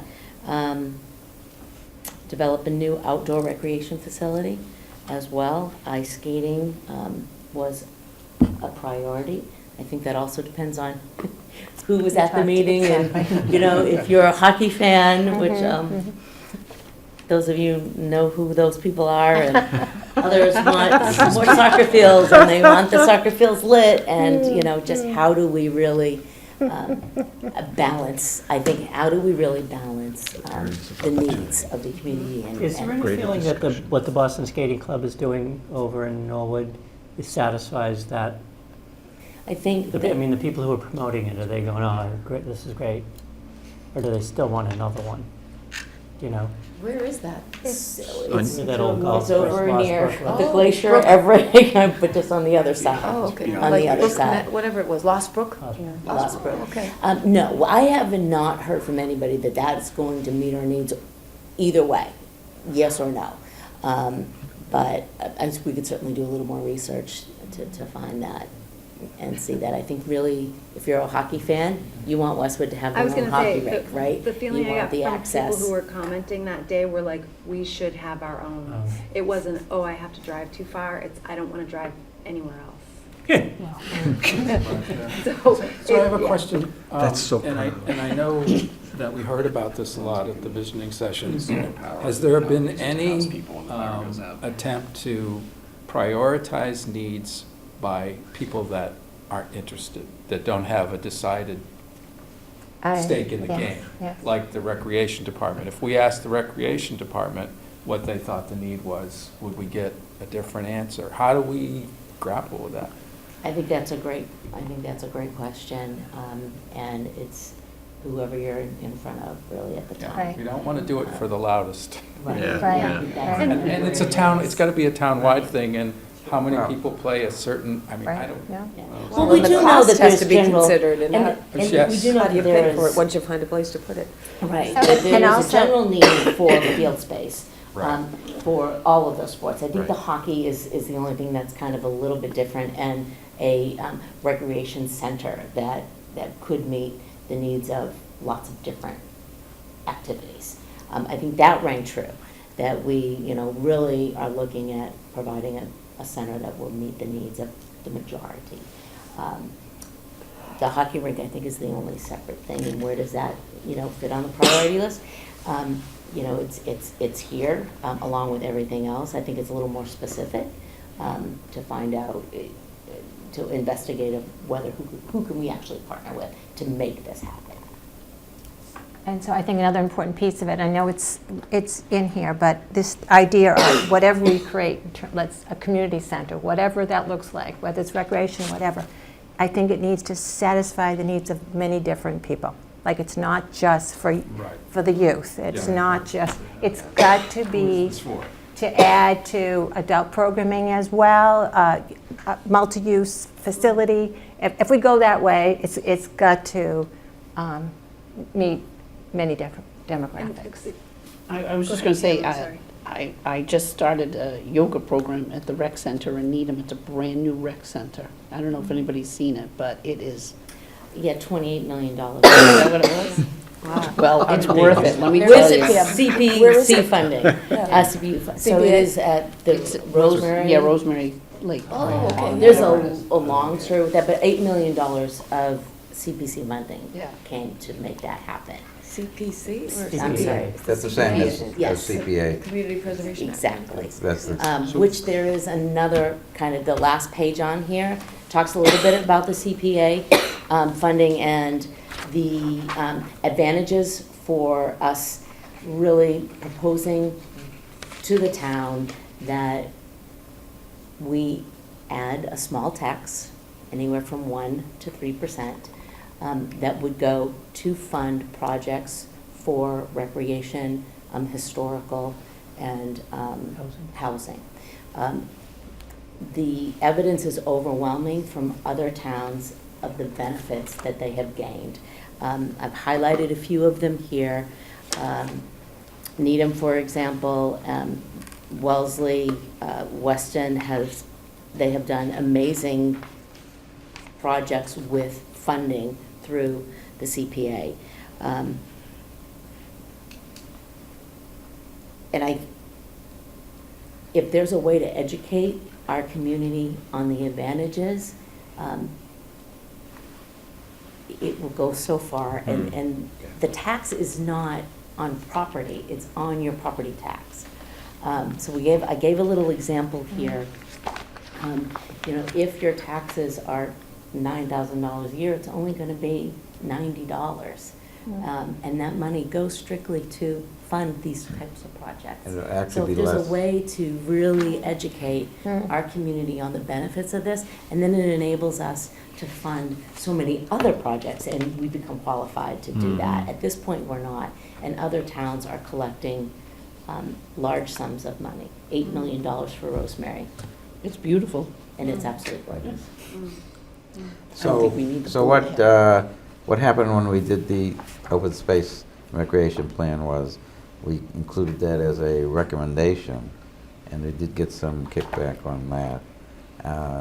And I think we should be probably aware that that might happen again. So we have to be careful how we word the CPA here,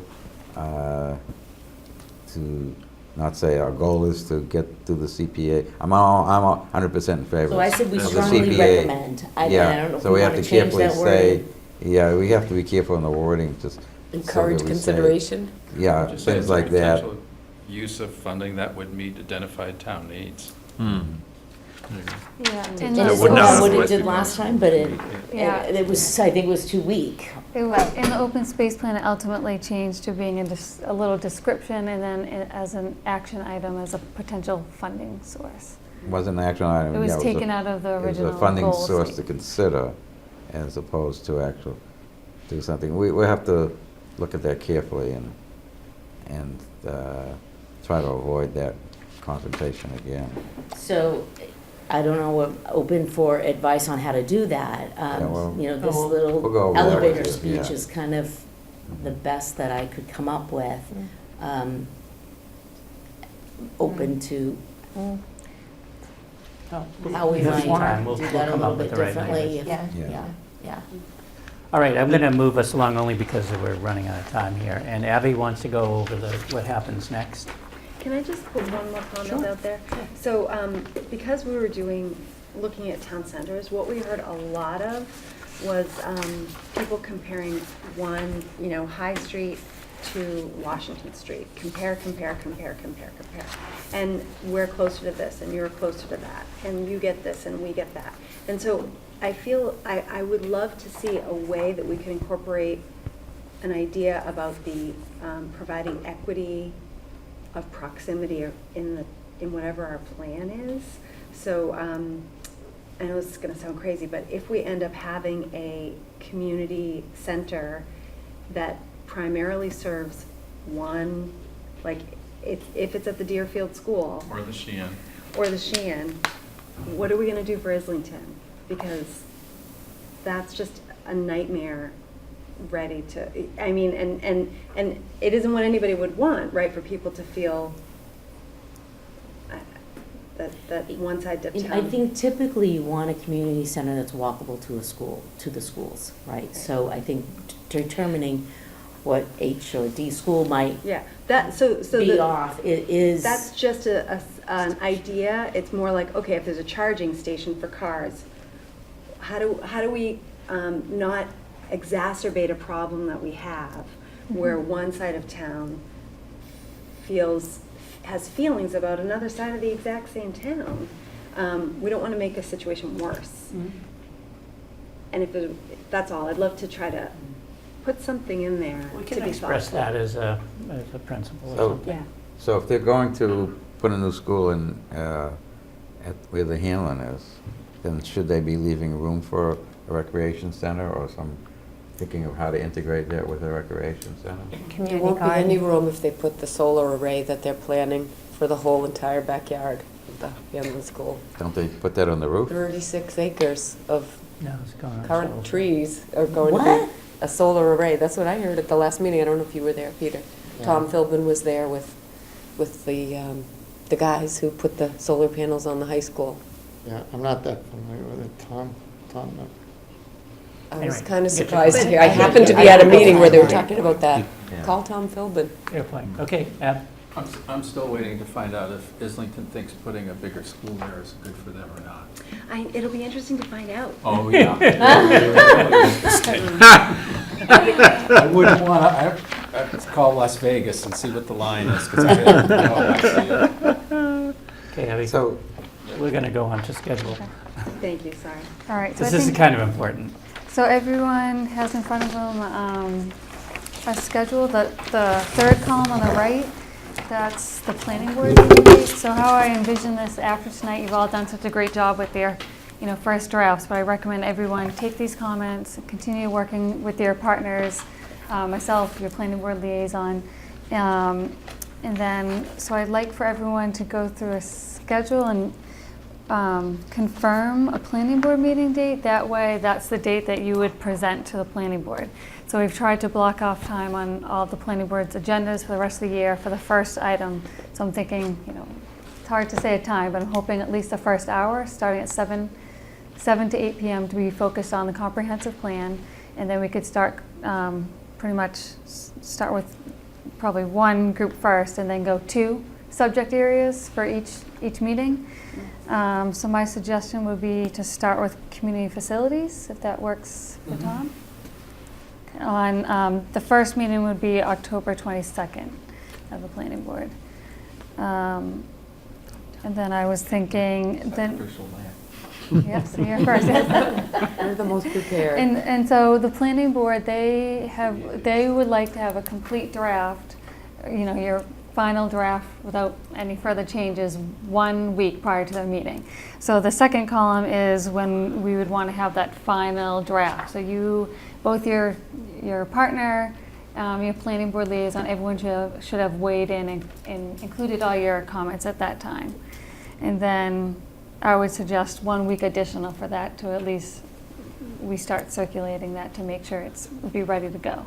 So that's what that first column is. That's what you should be working towards, of getting all your information together. I'll be working with some of you. I know I'm getting some data and information and maps to some of you as well. So the second planning board meeting would be, that's Tuesday, November 5th. I would suggest open space and recreation and natural and cultural resources. All right. And then I'll follow up after with Charlie and Nancy to see if they're available. And then November 19th planning board meeting, if transportation and sustainability and resiliency. Does that work for you all? Trevor, Steve, Peter, and Dan? Okay. Housing, December 10th. Okay. Land use, December 10th. town centers and economic development. Now, I haven't done the planning board schedule yet, but I thought on next week I can ask them. It looks like January 7th would be their first meeting of the year, if that works for you. Great. All right. Abby, you want to change that to 2020? Assistant. Yes, yes, we're going ahead in time. yeah. Geez, we're late. Yeah, there you back go. in time. Yeah, Yeah. now we're gonna really have to catch up. Because I'd like to publicize these dates, so I'll check with Nancy and Charlie to confirm. Okay. And then, so probably once, after Tuesday, when I check in with the planning board, in that January meeting, I'll probably post it on the website, send out a new notification. We'll notify everyone that responded to the survey and gave us our information, at the vision session, gave us email, so that way, if they're interested in one subject area, they can plan to attend that meeting. Just a comment, I know we don't have enough nights out, but to the extent that we can show up for some of these other meetings, even if we're not making a presentation, I think we're sending a message to the planning board that we're all in on this, and we don't want to be picked off individually. Safety numbers. Said the a man little at the bow of self-serving the there, Tom. icebreaker. Yeah, I think that's a great idea, you're right. Has there been much public interest? Like, is anyone paying attention to what we're up to, aside from us and the planning Well, board? 60 people came. I'm sure, didn't everyone see our awesome packet? I'm sure. To what? The vision session. Oh, okay, the vision. No, Yeah, I'm the just vision session. curious. Like, I mean, You mean planning? I'm talking about the rest of the process. Like, do we Yeah. anticipate people showing up at the planning board meetings to speak? I'm just curious. Like, I don't. I would like to, I plan to do like email blasts similar to we did the vision session, but everyone that gave me their email, I'm gonna let them know, here's their schedule, Regular public announcement to anybody Yeah, else. I'll try to do as much as I can promoting it. I'm not asking for more, more, And to so to have more stone I throwers, but I'm just expect, curious more than anything else. this process in the fall, this is you presenting kind of your best draft, and that's your opportunity to hear from the planning board and the public and anyone else, to hear feedback from them. And then after that meeting, you'll take those comments back, and then you'll continue working on it, and then I think you'll probably want to regroup in January, probably early January, and see at what time you'll go back formally for a updated document to the planning board. You might want to. You had suggested before having like a public office hours, where people could come in at different times and talk. So I think that would probably be better after you've all done like one round at the planning board. So when you're all further along than right now, you're all kind of at different stages. So you might want to have that after you all go to planning board once, and then before finalizing your document back to planning board. That's the process. So I think you'll get, each of the groups will get a little bit as you go along, and especially Tom, you've got a pretty short time frame here, so that Abby and I and Steve can work with you, and whoever else wants to do that particular one. But as they come along, I think there'll be more of a team effort on trying to get them into the shape, because part of the drill will have to be to get them to look alike. So Right, there's a yeah. formatting thing here as well, so we'll have to work on that. Well, and I think in the cross-referencing, because Right. there's a lot of overlap. Right. Okay, the last item was there's two meeting minutes in your packet, one for a short meeting we had on organizing the vision session, and the other was on the vision session itself. I'm sure you've read them. I've read them both. They're very short. There's nothing in it that I don't think anybody's going They're in the to have an packet. objection to. I move to approve. Do we have a second? A second. All in favor? Aye. Aye. I Okay. didn't see them, but, I don't either. Sorry, it was in your electronic packet. oh. All right, that's it. I can't tell you how impressed I am, at least from my point of view, with what we've managed to accomplish thus far. People did a great job responding to the comments that we got from the public, so I think the plan is well on its way to becoming an acceptable document for the community. So.